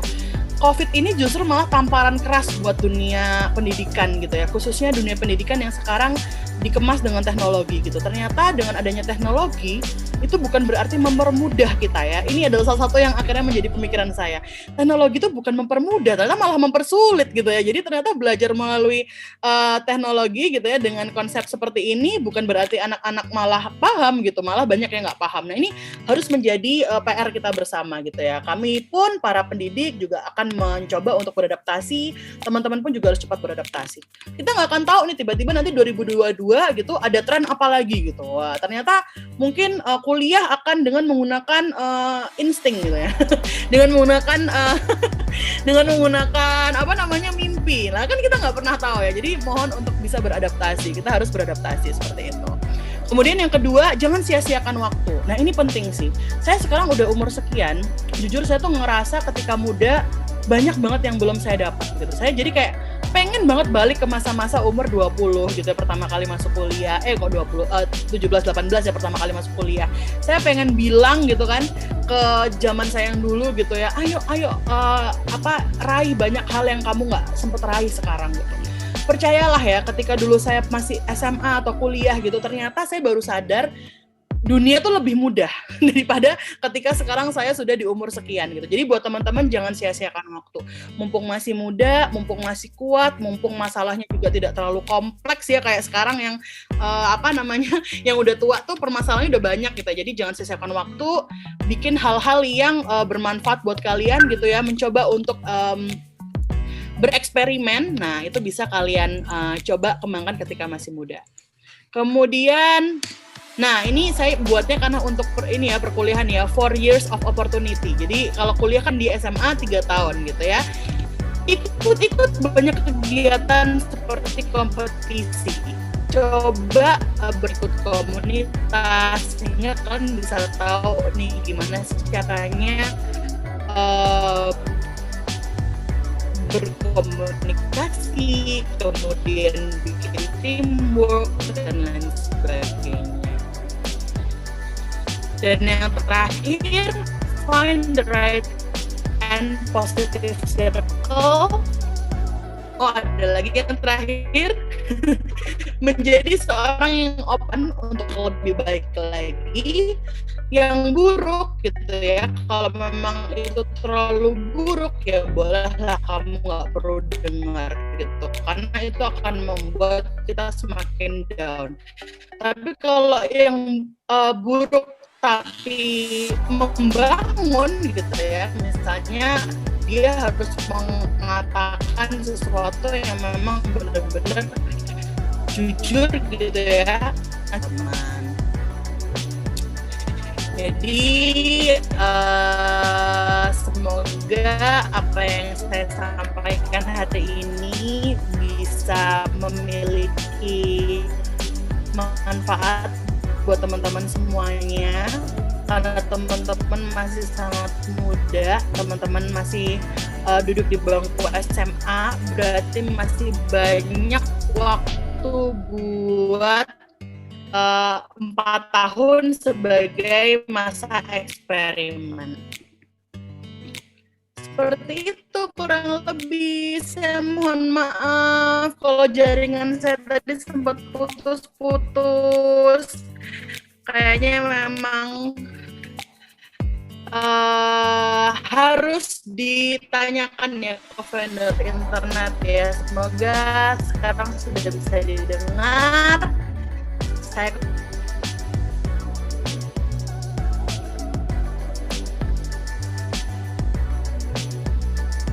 Oke, Mas Abel. Dengan banyak gitu kan, Bu. Yes. Nah, kalau ada yang bilang seperti ini, Bu, gimana? Kita nggak usah lari-lari ke platform lain, misalkan Instagram, TikTok. Kita harus fokus dulu satu, baru menambah platform lain agar trafficnya jelas gitu. Itu gimana, Bu? Iya, itu juga bisa, tapi dalam artian kita juga harus mengukur. Misalnya kita main satu sosial media gitu, misalnya kayak Instagram ya. Saya tuh Instagram udah main dari tahun 2013 atau 2012 ya, kalau nggak salah ya, pertama kali Instagram mulai muncul di Indonesia itu saya juga sudah download. Sampai sekarang berapa tahun setelahnya nih ya, 2022 dikurangi 2012 mungkin 8 tahunan gitu ya. Saya masih punya followers segitu-segitu aja, nggak bisa banyak gitu loh, cuman 4.000-an sekian sekarang followers saya. Nah, ternyata setelah saya mencoba hal lain, saya ternyata malah mendapatkan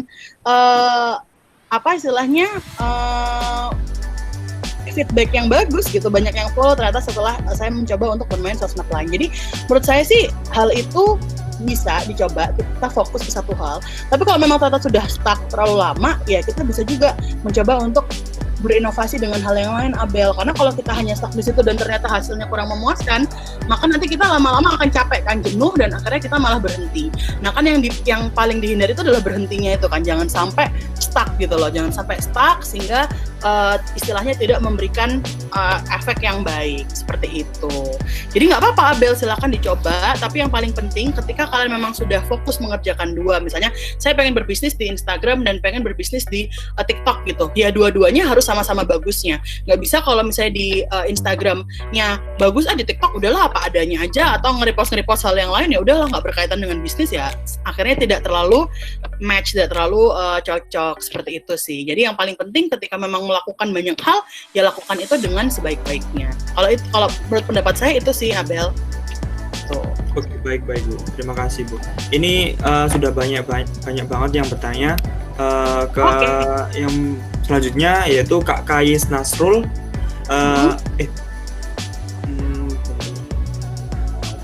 Ini Kak Tiara Almaida. Bu Tias kan punya banyak usaha nih. Apakah Bu Tias itu pernah berpikir untuk menyerah ketika berbisnis? Karena kan setiap orang pasti punya struggle-nya masing-masing, Bu. Itu gimana, Bu? Oke, ini pertanyaannya bagus banget ya dari Tiara ya. Apakah saya pernah punya keinginan untuk menyerah? Pasti punya, Tiara.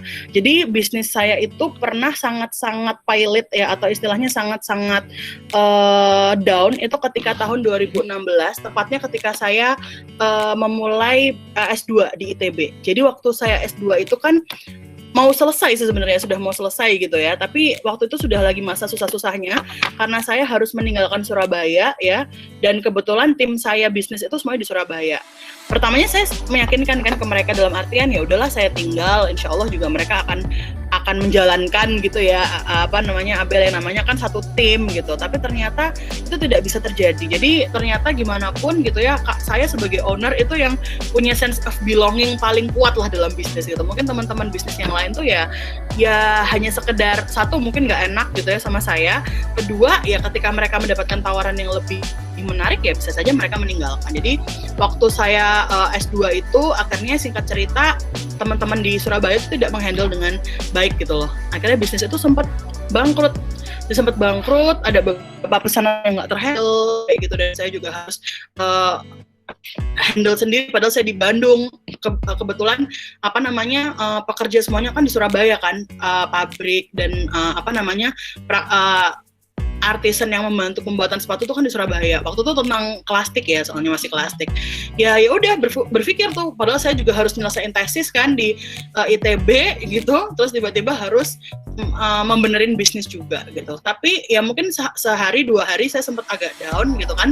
Tapi udah setelah itu kembali lagi gitu, mulai inget lagi dulu apa yang awal menjadi cita-cita saya. Yaudah setelah saya ingat, akhirnya kita mulai berkembang lagi. Nah muncullah tuh beberapa brand baru termasuk Scarfest itu. Jadi sebenarnya brand-brand baru itu muncul dalam rangka untuk bisa menyemangati saya lagi gini. Jadi memulai dengan ide baru. Dan ternyata yang lain tuh malah jadi keangkat gitu. Oh akhirnya kita jadi bikin sesuatu banyak yang baru untuk bisa kita mulai. Jadi pasti ada sih sesuatu, dan saran saya kalau teman-teman mendapati hal itu gitu ya, misalnya ketika merasa down atau ngerasa agak capek, jenuh gitu, atau ngerasa kok kayaknya gagal ya usahaku, nggak maju-maju atau nggak sukses-sukses gitu ya.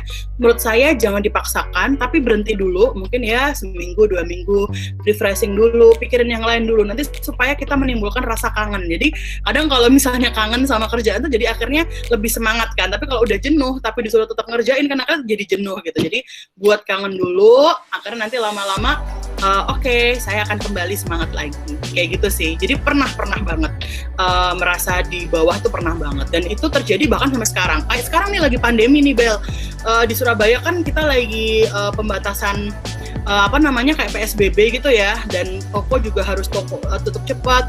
Mall yang tempat saya tuh sepi banget, beneran sepi deh. Kalau teman-teman tahu Cito tuh sepi, tapi ya udah, apakah saya harus sedih atau stres gitu? Ya udah, saya tetap berusaha untuk menjalankan yang terbaik. Sekarang saya lagi suka bikin konten, ya udah kadang-kadang saya kaitkan konten-konten Scarfest dan plastik ke konten TikTok kayak gitu. Jadi ya seenggaknya orang tahu dulu lah kayak gitu. Dan saya juga istilahnya mensyukuri gitu, ya udah sekarang saya nggak punya banyak pemasukan, mungkin pemasukan berkurang karena memang lagi pandemi, tapi saya coba untuk bergerilya lagi. Oh ternyata saya bisa cari pemasukan lain, misalnya saya bisa fokus untuk ke arah reseller. Jadi sebelumnya kan saya jualan aja tuh, nah sekarang ternyata orang banyak yang cari kerja. Nah cari kerjanya gimana? Jualin aja dulu Scarfest gitu ya, silakan jualkan dulu gitu, nanti teman-teman akan dapat hasil sisa bagi kayak gitu. Jadi saya bikin konsep seperti itu gitu, meskipun untungnya jadi nggak banyak, tapi bagi saya ya udahlah gitu, bismillah, namanya pandemi kan, kita semua nggak ada yang mau ini terjadi gitu. Tapi yang paling penting usaha itu tetap jalan, jangan sampai usaha itu tuh berhenti mandek-ndek sampai 3 bulan lamanya Bel. Kalau udah mandek-ndek sampai 3 bulan itu pasti akan susah untuk ngejarnya lagi gitu ya. Jadi itu sih mungkin saran dari saya kayak gitu. Oh baik, berarti ketika waktu mau nyerah itu ingat-ingat apa dulu yang cita-citakan ya Bu? Bener, itu Itu makanya apa yang ingin salah satu konsep 5D tadi kan ada dreams. Nah itu tujuannya tuh untuk itu gitu. Jadi sebenarnya kalau kita udah mulai capek, apa ya, kita tuh mimpi apa sih gitu. Nah makanya mimpi itu nggak bisa kalau cuman kayak saya mimpi pengen punya handphone kamera 4 gitu. Itu kurang tinggi gitu. Itu mungkin bulan depan aja tiba-tiba bisa. Tapi kalau mimpi itu harus tinggi-tingginya. Misalnya pengen punya perusahaan gitu ya dengan ratusan karyawan. Jadi mimpi itu harus benar-benar yang sangat kalau saya bilang ya bahkan setinggi-tingginya dan sangat detail Abel dan teman-teman. Jadi mimpi itu detail. Jadi apapun yang kamu kerjakan nanti tujuannya untuk mencapai itu. Kayak gitu. Gitu ya. Oh, baik. Tapi yang terkena yang di Cito itu, Mbak ya? Kenapa? Oh. Karena tes. Iya, itu. Baik, lanjut yang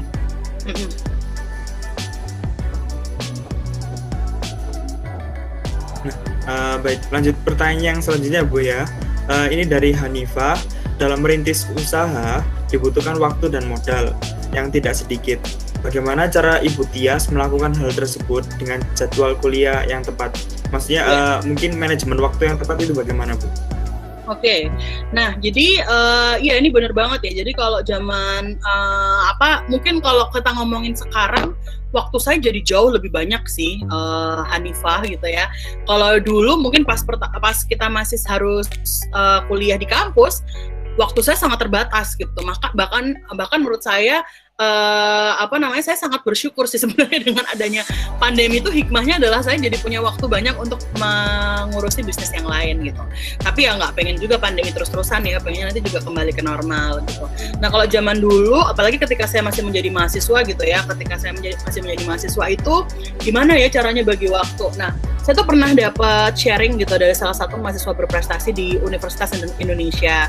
Kebetulan beliau adalah salah satu orang sekarang sangat terkenal gitu ya, ownernya Ruang Guru, mungkin teman-teman pada tahu semua, Iman Usman gitu ya.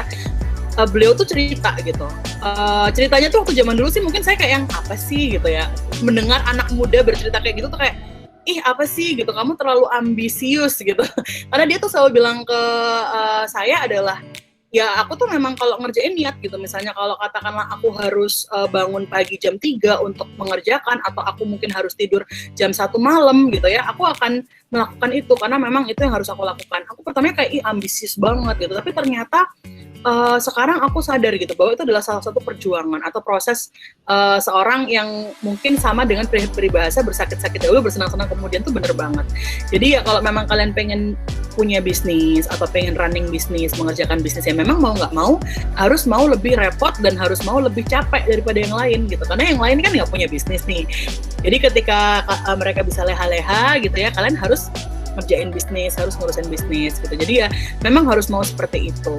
Gitu sih kalau dari saya pribadi. Jadi zaman dahulu memang akhirnya yang saya lakukan ya memang benar-benar mengatur waktu sebaik-baiknya gitu. Jadi ya kadang jadi jadi melewatkan waktu untuk kumpul sama teman gitu. Jadi kalau saya diajak sama teman ya menolak sih gitu, tapi selalu punya alasan gitu, saya harus ngerjain ini, atau saya harus ikut kegiatan ini, seperti itu. Jadi ya memang harus mau meluangkan seperti itu. Tapi dalam artian kita, kalau aku pribadi gitu, dalam artian aku juga tidak istilahnya kayak ya udah kemudian kerja terus gitu ya sampai akhirnya tidak punya teman, ya enggak, tetap punya teman, tetap punya relasi gitu.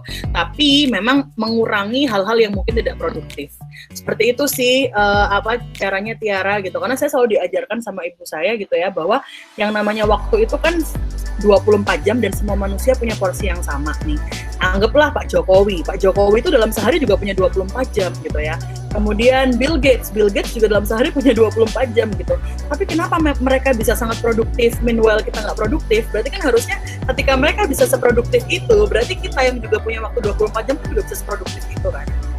Make sense nggak yang saya bicarakan? Jadi ya udah, kita harus meyakini bahwa kita tuh juga bisa jadi kayak orang-orang besar.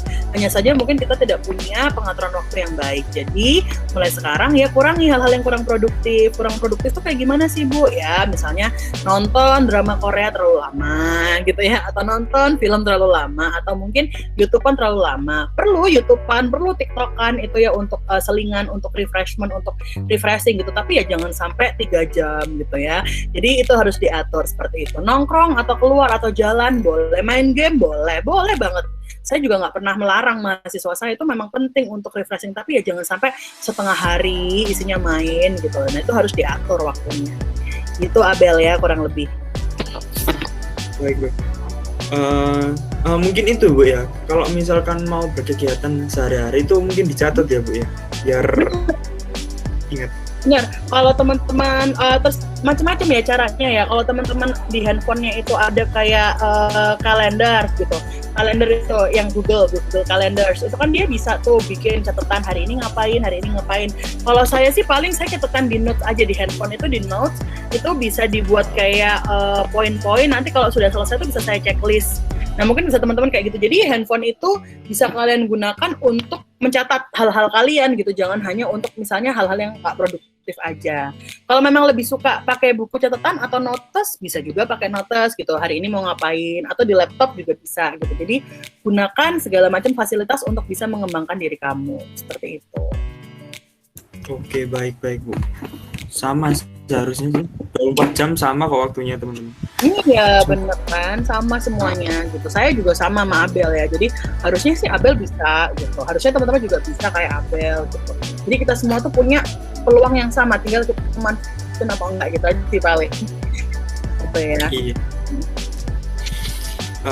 Lanjut pertanyaan selanjutnya Bu, ini dari Kofifatur Rohmiyah. Tips untuk menjaga konsistensi bisnis yang sudah kita jalani, mengingat keadaan kita yang di bangku SMA. Setelah ini akan menjadi mahasiswa yang tentunya fokus itu akan terbagi, tidak hanya bisnis, tapi fokus dengan kuliah. Dan yang kedua, tips untuk mencari target pemasaran yang tepat bagaimana Bu? Oke, terima kasih Kofifatur pertanyaannya.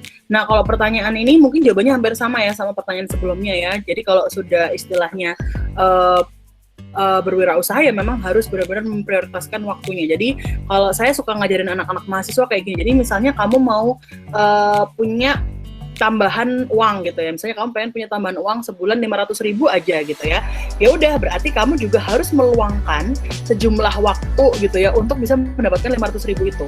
Nggak mungkin kan kalau misalnya kamu pengen tambahan tapi kamu pengennya tidur-tiduran, kan nggak, itu kan impossible gitu ya, itu tidak akan mungkin terjadi. Jadi ya sudah harus meluangkan waktunya gitu. Nah caranya adalah waktu itu diluangkan secara terus-menerus, bukan yang istilahnya secara sehari 2 hari semangat gitu ya, kemudian ya besoknya udah capek lagi. Jadi memang harus dibiasakan untuk terus menerus. Nah kalau tips dari saya untuk yang masih semuda Kofifatur, kan masih SMA nih, nggak perlu terlalu berbisnis yang berat-berat gitu ya, bisa belajar dari menjadi reseller dulu aja. Coba nih apa sih yang lagi kekinian sekarang gitu ya di anak-anak muda.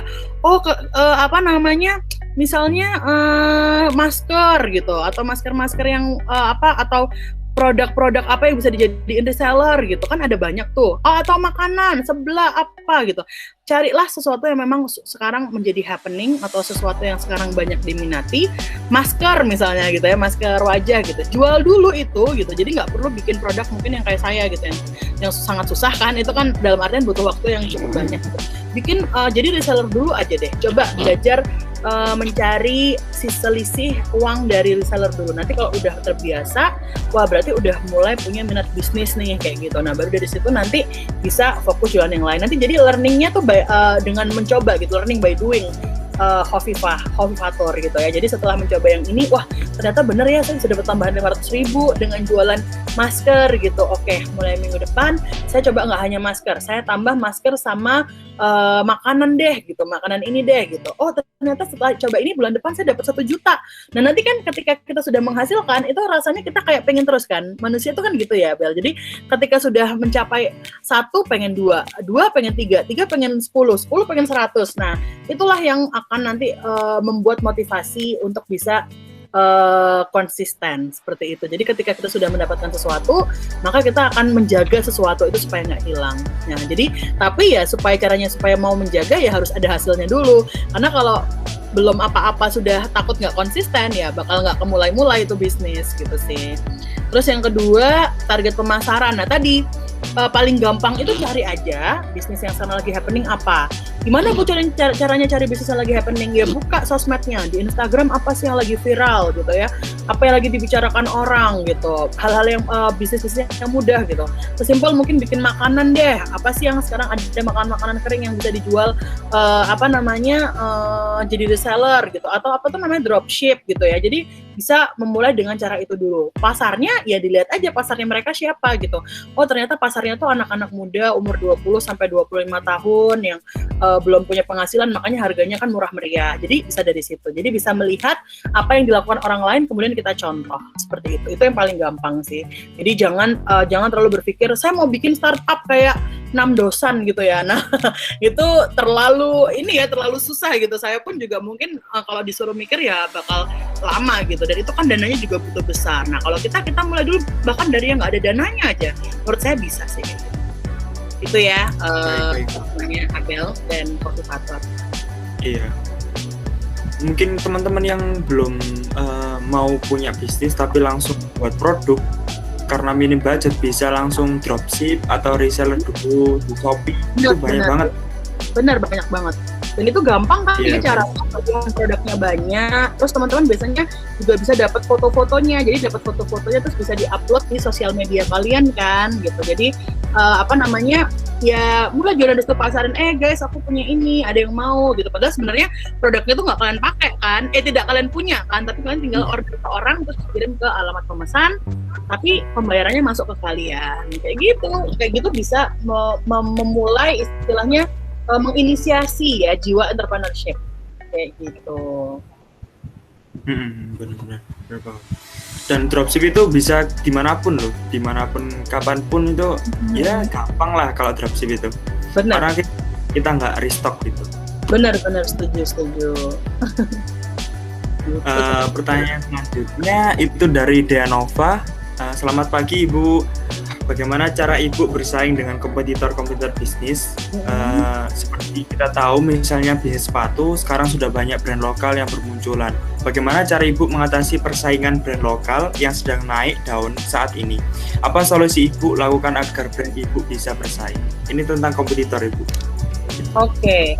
Jadi kalau menurut saya yang namanya bisnis itu pasti semua punya kompetitor ya, karena kita kecuali bisnis itu adalah bisnis yang baru yang belum pernah ada di dunia gitu ya. Tapi yang namanya bisnis itu pasti memiliki kemiripan ya atau similarity dengan produk-produk yang ada sebelumnya gitu. Tapi kita sebagai seorang entrepreneur atau sebagai pengusaha, kita memang tadi harus bisa memberikan pembeda atau diferensiasi. Sesimpel pembeda itu tidak harus fiturnya beda gitu ya. Pembeda itu bisa dari kemasan. Ya, pembeda itu bisa dari cara kita menyajikan gitu ya, misalnya kita orang lain mungkin menyajikannya dengan plastik biasa gitu ya, nah kita bisa menggunakan mungkin packaging yang lebih eksklusif gitu, yang lain mungkin penampilannya nggak rapi, nah kita bisa rapikan. Nah sesimpel hal itu aja bisa merubah atau istilahnya bisa menambah nilai tambah dari produk kita. Jadi jangan hanya berpikir bahwa wah orang udah ada yang jualan ayam nih, kita nggak bisa dong jualan ayam, ya nggak bisa. Mungkin ayamnya dikasih inovasi apa, oh sekarang orang-orang lagi suka ayam itu yang pakai saus-saus pedes-pedes, oke saya bikin deh saus pedes, tapi bukan pedes yang kayak Ricis, tapi pedesnya yang ala-ala rendang gitu misalnya. Nah jadi bisa dibuat dari kayak gitu, jadi membuat diferensiasi produk, itulah jawabannya. Tapi diferensiasi produk itu apakah syarat mutlak Bu? Ya enggak juga gitu, kadang kita juga bisa sih menggunakan produk yang benar-benar sama gitu ya, terus kita jual tapi kita ubah dari cara kita menyikapi pelanggan gitu. Misalnya gini, orang lain kalau beli di situ antri banget, terus kalau ditanyain harganya pada lama banget jawabnya. Nah kita bisa mengemas bisnis kita dengan cara lebih gerak cepat kalau jawab gitu ya. Kalau yang lain jawabnya lama, kita jawabnya lebih cepat. Kita memberikan servis yang baik gitu ya. Kalau ada orang yang nanya atau yang komplain, kita benar-benar jawab, tidak kita jutekin. Nah itu juga bisa menjadi pembeda loh. Jadi kadang-kadang harganya sama, produknya sama, tapi perlakuan dari kitanya itu ke orang lain itu beda, itu akan mempengaruhi. sana tuh lebih mahal, tapi orangnya jauh lebih baik gitu, orangnya lebih ramah, udahlah beli di sana aja, bahkan bisa kayak gitu. Jadi kita bisa perbaiki atau kita bisa sempurnakan produk kita itu sebaik-baiknya, dan itu nggak bisa hanya sekali, itu akan dilakukan secara terus-terusan gitu. Jadi mungkin seminggu lagi apa yang bisa kita kembangkan lagi ya gitu, seminggu lagi apa ya kayak gitu.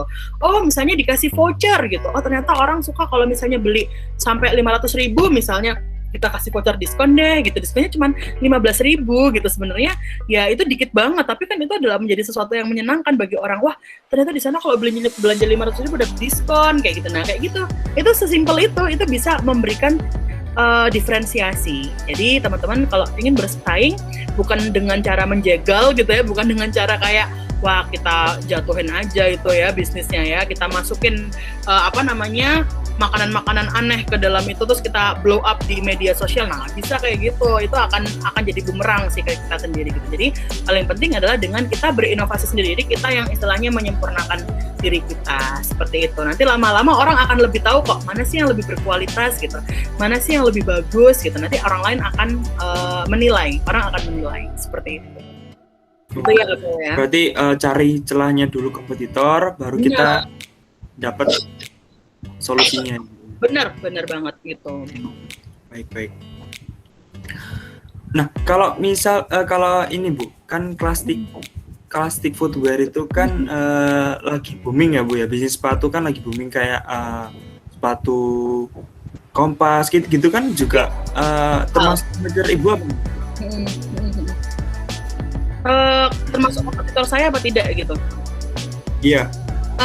Karena Classic itu segmentasinya lebih ke perempuan dan Kompas itu lebih ke general ya, ada laki-laki tapi ada perempuan juga ya. Saya nggak tahu sih, tapi kayaknya lebih ke laki-laki. Iya ada. Kayaknya tidak terlalu menjadi kompetitor yang banget sih, Abel, karena kan beda ya. Kalau saya kan memang lebih ke cewek-cewek yang lebih suka sepatu-sepatu cantik. Kalau Kompas kan memang sepatunya lebih ke kulit, tapi kulit imitasi yang lebih casual gitu ya. Jadi beda konsep kayak gitu. Dan saya tidak pernah merasa kalaupun ada sepatu yang sama persis gitu ya, kemudian wah dia pakai batik juga, wah dia tiru-tiru. Saya nggak pernah ngerasa kayak gitu sih, karena saya selalu memiliki konsep bahwa ya saya pasti punya pembeda sendiri gitu, entah itu dari segi packaging atau entah dari segi branding kayak gitu. Jadi memang dari awal, karena kebetulan saya juga mungkin orang DKV ya, jadi memang apa-apa tuh saya pikirkan supaya punya pembeda seperti itu. Sesimpel dari kemasan misalnya. Jadi kemasan itu juga dipikirin, nggak hanya sekedar kemasan sepatu apakah harus box, nggak juga gitu. Bisa aja mungkin sekarang orang pakai box itu males. Kenapa? Karena bayar ongkir ya kan.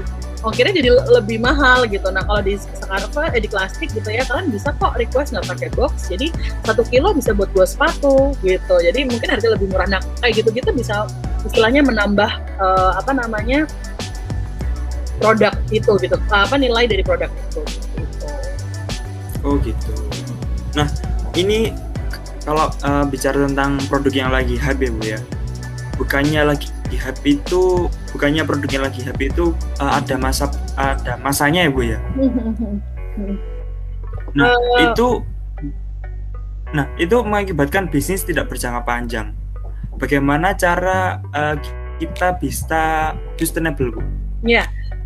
Makanya saya bilang tadi bahwa yang namanya kita itu memiliki bisnis itu produk pun tuh harus diinovasi gitu. Jadi inovasi itu ke semua hal, dari bisnis, makanya tadi kan saya bilang kalau misalnya bisnis orang lain ayam doang, kita juga ayam doang gitu, kita inovasikan. Oh ternyata orang sekarang suka yang pakai rasa-rasa, ada rasa pedas, ada rasa barbecue atau apa. Nah itu adalah bentuk dari diferensiasi sehingga bisa menjawab produk itu punya umur panjang gitu ya.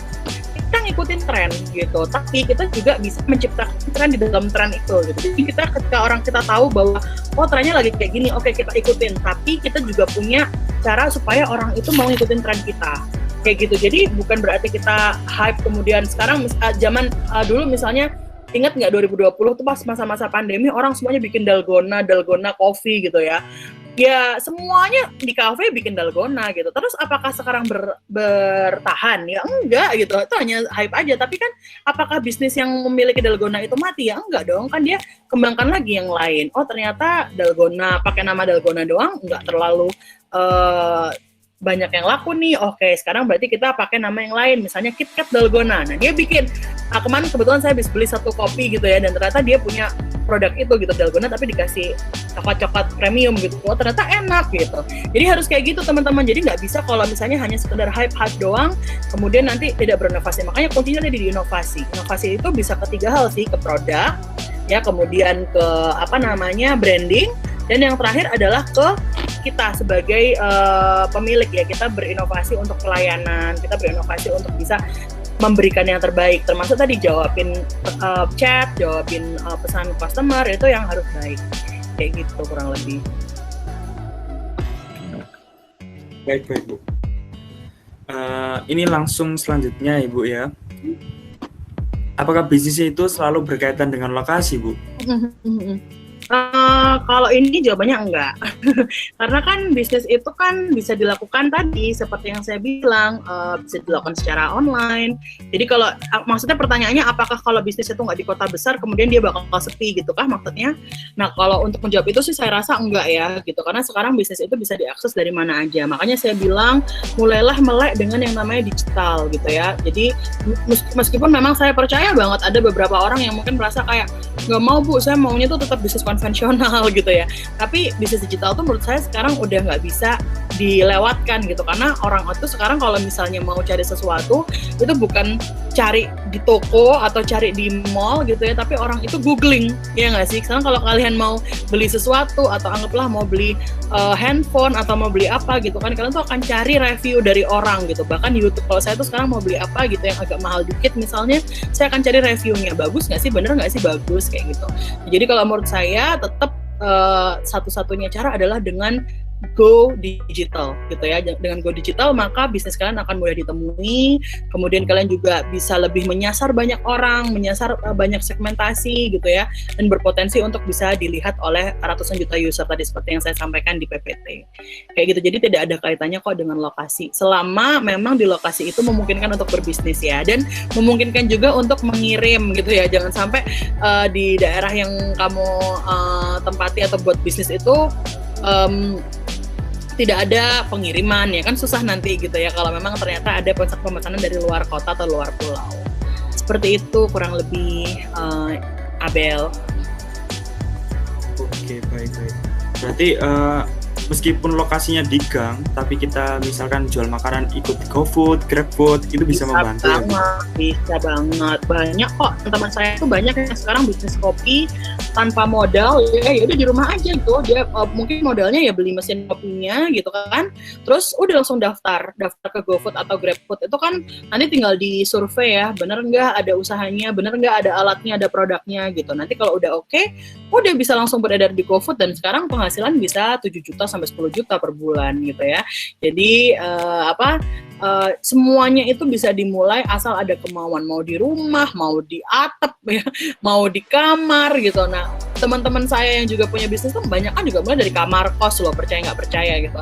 Dari pertama 1 kamar kos nggak cukup, terus kemudian sewa 2 kamar kos gitu ya, jadi akhirnya bisa punya banyak. Jadi gitu teman-teman, jangan berpikir yang jangan, kalau dalam bisnis itu Bel, memang kita harus taking risk tadi ya gitu. Jadi jangan berpikir hal-hal yang serem-serem dulu, tapi harus berpikir hal-hal yang positif-positif. Maka itu yang akan membawa sikap kita juga untuk jadi lebih ikut positif. Jadi itu nular gitu loh, positive vibes ya. Positive vibes itu akan menularkan kepikiran yang positif dan aktivitas yang positif. Seperti itu kurang lebih. Oke, baik Bu. Nah, untuk misalkan ya Bu ya, kita mau buat produk itu harganya mahal, maksudnya bukan gitu, segmennya itu ekonomi yang menengah ke atas Bu. Nah ini bisnis baru, bagaimana caranya awal mula agar bisa laku Bu? Kayak misalnya harganya tidak murah gitu ya? Iya. Kalau menurut saya menentukan harga tidak murah itu tadi ya harus sesuai dengan konsep jualnya, dalam artian ya selama harganya tuh worth it, kalau memang ternyata itu barangnya berfungsi dan barangnya itu memang sesuai dengan kebutuhan ya orang pasti beli sih gitu. Jadi kalau menurut saya jangan takut jual harganya berapa, tapi lebih fokus kepada bagaimana cara jualnya, itu lebih penting gitu. Jadi kalau menurut saya ketika memang punya barang, ya usahakan memang barang itu senilai dengan harganya gitu, dan tampilkan dengan sebaik-baiknya. Kayak gitu. Banyak sih cara. Kalau tips dari saya mungkin pertama tadi ya bisa mulai dulu dengan sosial media. Terus bisa mulai dulu dari cari tawaran dulu ke teman-teman terdekat gitu ya. Nah, untuk teman-teman terdekat itu bisa pakai 2 cara. Mungkin bisa pakai cara dikasih diskon atau mungkin dikasih free. Gak apa-apa, di awal-awal kita kasih free ke teman-teman gitu ya. Jadi kita anggaplah kasih tester lah gitu, kasih tester. Suka nggak kayak gini? Nah, nanti kalau suka tawarin ya ke teman-teman, atau bantuin share ya ke Instagram story kayak gitu-gitu kan, cara-cara kayak gitu semua bisa terjadi. Nanti kalau memang ternyata dapat semacam feedback gitu ya, aku mau dong. Nah, nggak apa-apa di awal-awal bikin diskon dulu. Nanti kalau orang memang sudah benar-benar suka dan wah barangnya memang bagus sih, pasti dibeli lagi. Pokoknya yang namanya barang atau produk gitu ya, kalau dia bagus atau jasa ya, kalau dia bagus dan memang memuaskan, itu orang pasti balik lagi sih gitu. Jadi kalau menurut saya jangan takut untuk jual harga berapapun selama memang barangmu itu bagus dan benar-benar tadi bisa menjadi suatu solusi dari permasalahan, maka saya rasa itu akan bisa laris lah kayak gitu. Oke. Kalau untuk Klastik sendiri ketika awal mula berjalan itu bagaimana Bu strateginya agar bisa laku atau dikenal? Kalau dulu sih karena masih belum terlalu banyak Instagram ya, maksudnya pengguna Instagram tuh belum banyak. Jadi ya dulu zaman saya benar-benar ngenalin dari mulut ke mulut, bikin katalog gitu ya. Jadi benar-benar kayak ke orang sekitar, ke orang tua gitu. Bahkan orang tua disuruh beli juga gitu ya. Tante, bude gitu disuruh beli juga. Benar-benar dulu zamannya lebih mulut ke mulut. Cuman karena dulu itu saya masih kuliah, jadi saya memang menggunakan cara untuk ikutan kompetisi. Jadi banyak ikutan kompetisi, banyak ikutan pameran kayak gitu. Dan alhamdulillah akhirnya belajar dari kompetisi, harus bikin Facebook, harus bikin Instagram, harus bikin web gitu. Akhirnya semuanya dipelajari learning by doing kayak gitu. Kalau untuk awal strategi bisnis yang Scarface ini bagaimana Bu? Karena kan pendirinya tahun 2020 ya Bu ya? Sebenarnya kayaknya 2019 akhir ya. Jadi sudah hampir tahun setengah ya. Ya waktu kalau Scarface sih. Nah itu kalau sekarang sih lebih simpel ya, karena kan kebetulan saya pakai jilbab juga. Jadi kadang-kadang saya suka kasih tips-tips gitu berjilbab. Terus orang suka tanya, beli di mana? Iya aku jualan kayak gitu. Mulai dari simpel. Awalnya dulu juga bawa-bawa gitu, gotong-gotong ke kampus ya di plastik nih, silakan. Dosen-dosen cewek saya suruh pilih gitu. Kadang ya gitu, Mbak bayarnya bulan depan ya udah nggak apa-apa. Jadi kalau bisnis tuh memang jangan terlalu yang saklek gitu ya, tapi tetap ingat gitu bahwa harus ada uang segini nih harus ditagih gitu. Jadi ya udah, yang penting mereka suka dulu. Ternyata mereka pakai enak ya, kok beda sih gitu. Iya, aku kan selalu bilang bahwa jilbab Scarface itu no setrika club gitu ya. Jadi memang kainnya itu saya pilih supaya kain yang premium gitu ya. Jadi memang orang tuh nggak perlu setrika, dia udah tegak gitu. Dan ternyata teman-teman banyak yang terdoktrin gitu. Bener loh, ternyata nggak perlu disetrika loh. Nah kayak gitu akhirnya itu tadi banyak orang yang suka, banyak yang awalnya ambil cuma 1 karena suka, akhirnya dia jadi ambil 10 kayak gitu loh. Jadi itu sih pertamanya kalau untuk Scarface gitu. Dan lama-lama akhirnya sekarang dikembangkan terus. Sekarang jual di Shopee, jual di Instagram juga kayak gitu. Oke, baik Bu.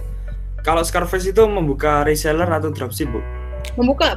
Bisa langsung dibuka aja di @scarface.id. Nah, untuk teman-teman yang ingin bingung mau bisnis apa, bisa langsung. Yes, benar.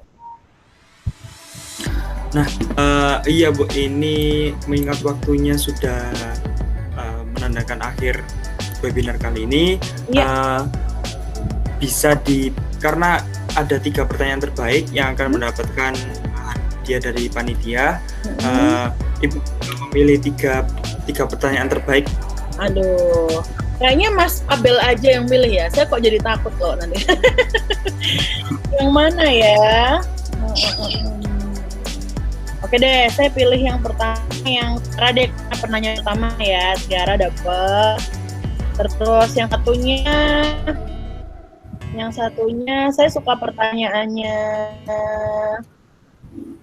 Dianova Ibrahimovic. Ya, sama Tiara. Sama satunya Abel deh yang pilih. Menurut Abel yang bagus yang mana? Oke, baik. Yang terakhir Pak Bel? Kofifatur deh. Oke.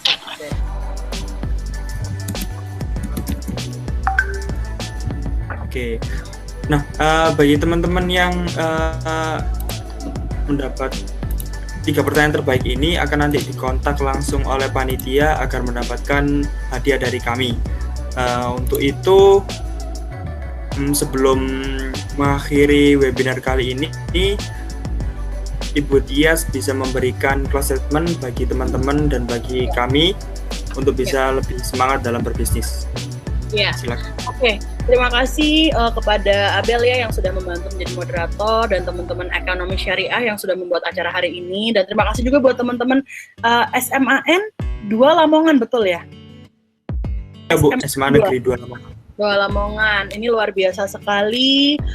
Mohon maaf ya tadi kita semua tiba-tiba harus pindah ke sini karena jaringan ya luar biasa. Baru kali ini loh saya di Zoom itu kayak gitu. Biasanya saya berpikir Zoom itu lebih lebih bagus. Tapi ternyata tadi di Zoom kita kena zong gitu ya. Tapi nggak apa-apa, dan ternyata di sini masih banyak yang join dan luar biasa banget antusiasnya. Jadi terima kasih juga untuk semua panitia yang sudah membantu ya jalannya acara ini. Satu aja sih pesan saya, nggak banyak-banyak ya. Kalau menurut saya tidak ada kata terlalu muda untuk berwirausaha gitu ya. Kalau zaman dulu orang selalu bilang, alah kita tuh masih muda, have fun dulu. Nah itu sekarang udah nggak berlaku ya, itu udah old school banget. Kalau zaman sekarang anak muda itu trennya itu adalah anak muda yang mandiri gitu ya, yang kaya ya, yang kaya atau wealthy gitu ya. Jadi kalau bisa kalian juga menjadi seorang itu yang punya banyak pengaruh atau punya banyak influence gitu, punya banyak followers. Jadi tipikal anak muda itu juga bukan anak muda yang kayak dulu aja. Anak muda sekarang itu adalah anak muda yang pinter, smart, kaya ya, kemudian punya banyak followers. Jadi jadilah itu, karena menurut saya semua itu bisa kalian lakukan kok kalau kalian mau berusaha dari sekarang. Dan yang paling penting, menjadi pengusaha itu sebenarnya tujuannya bukan untuk memperkaya diri kita sendiri, tapi tujuan mulianya nanti adalah untuk bisa membuka lapangan pekerjaan ya. Kalau menjawab tadi pertanyaan saya yang di awal tadi ya, orang pada rebutan ke job fair gitu, harapannya nanti kalian adalah pencipta lapangan pekerjaan, bukan orang yang saling berebutan di job fair itu. Jadi semoga hari ini ada sedikit manfaatnya buat teman-teman. Kalau misalnya cukup bermanfaat, bisa di-share yang saya sampaikan tadi. Kalau memang ternyata ada kurangnya, silahkan teman-teman tambahkan sendiri ya. Akan banyak inspirasi yang lain gitu ya, teman-teman bisa belajar dari banyak hal. Itu aja mungkin Abel yang bisa saya sampaikan. Terima kasih untuk teman-teman semuanya. Baik, terima kasih Bu atas sharing pengalaman dan ilmu yang disampaikan oleh Ibu Tia. Semoga kami semuanya bisa mendapatkan pelajaran atas ilmu yang disampaikan oleh Ibu Tia langsung. Amin ya Rabbal Alamin. Perpisahan tak lengkap jika tidak dibarengi sebuah kesimpulan, maka saya akan menyimpulkan sebuah webinar dengan tema berbisnis melalui e-commerce. Berbisnis itu bukan untuk kaya, tapi untuk menciptakan lapangan pekerjaan sebanyak-banyaknya. Seluruh rangkaian telah dilewati, ilmu demi ilmu pun telah disampaikan. Saya Beli Madudin Bilhakim selaku moderator pamit undur diri. Semoga kita bertemu di lain waktu. Sampai jumpa dan terima kasih. Saya kembalikan kepada saudara Farozi selaku MC. Terima kasih. Baik, terima kasih kepada Mas Abel selaku moderator, dan terima kasih juga kepada Ibu Tias Ajeng Nastiti karena sudah berkenan hadir meskipun tadi terdapat kendala di Zoom dan sekarang pindah di Google Meet. Dan juga saya ucapkan apresiasi yang sebesar-besarnya kepada teman-teman dari SMA Negeri 2 Lamongan juga tetap antusias meskipun sekarang pindah ke Google Meet. Oke, jadi sebelum mengakhiri acara di sini saya memiliki sebuah info menarik buat teman-teman dari SMA Negeri 2 Lamongan, yang dimana nanti ketika teman-teman juga masuk ke UISI, terutama di ekonomi syariah UISI, nantinya teman-teman bisa join di Incubes ya. Kalau nggak salah juga Ibu Tias mengambil alih juga di sana ya Bu ya. Ya, ya, itu di bawah tim pengembangan kemitraan dan bisnis yang kebetulan kepalanya saya. Iya, betul sekali. Jadi nanti ketika teman-teman masuk ke WISI jangan ragu kalau memulai bisnis. Dan nanti karena di Incube juga nanti ada Bu Tias juga yang akan membimbing, juga di sana kita akan belajar bersama. Ataupun juga nanti kalian dari teman-teman di sini menginginkan seperti Haji Piong ya, yang investasi saham juga itu returnnya sungguh luar biasa, itu juga bisa nanti di UISI bergabung di Galeri Investasi Bursa Efek Indonesia. Nanti kita juga belajar saham di sana.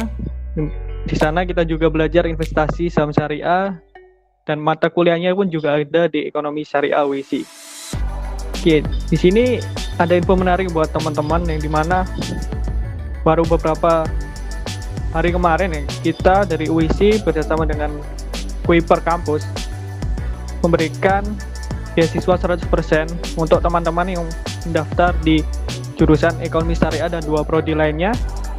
Di sini juga terdapat beberapa persyaratan yang insya Allah bisa dilewati oleh teman-teman dari SMA Negeri 2 Lamongan yang luar biasa, melampirkan nilai raport semester 1 sampai 4, juga terdapat sertifikat prestasi jika teman-teman di sana telah menorehkan prestasi yang luar biasa di SMA Negeri 2 Lamongan. Sini juga terdapat timeline-nya, di mana untuk pendaftaran di awal itu di website kampus.kuiper.com, lalu dilanjutkan dengan seleksi-seleksi lainnya di pmb.uisi.ac.id. Poster ini juga sudah saya share di grupnya teman-teman ya. Lalu untuk slide-nya, bagi teman-teman jangan lupa untuk ngisi link absensi. Ini bisa teman-teman panitia kirimkan di kolom chat ya.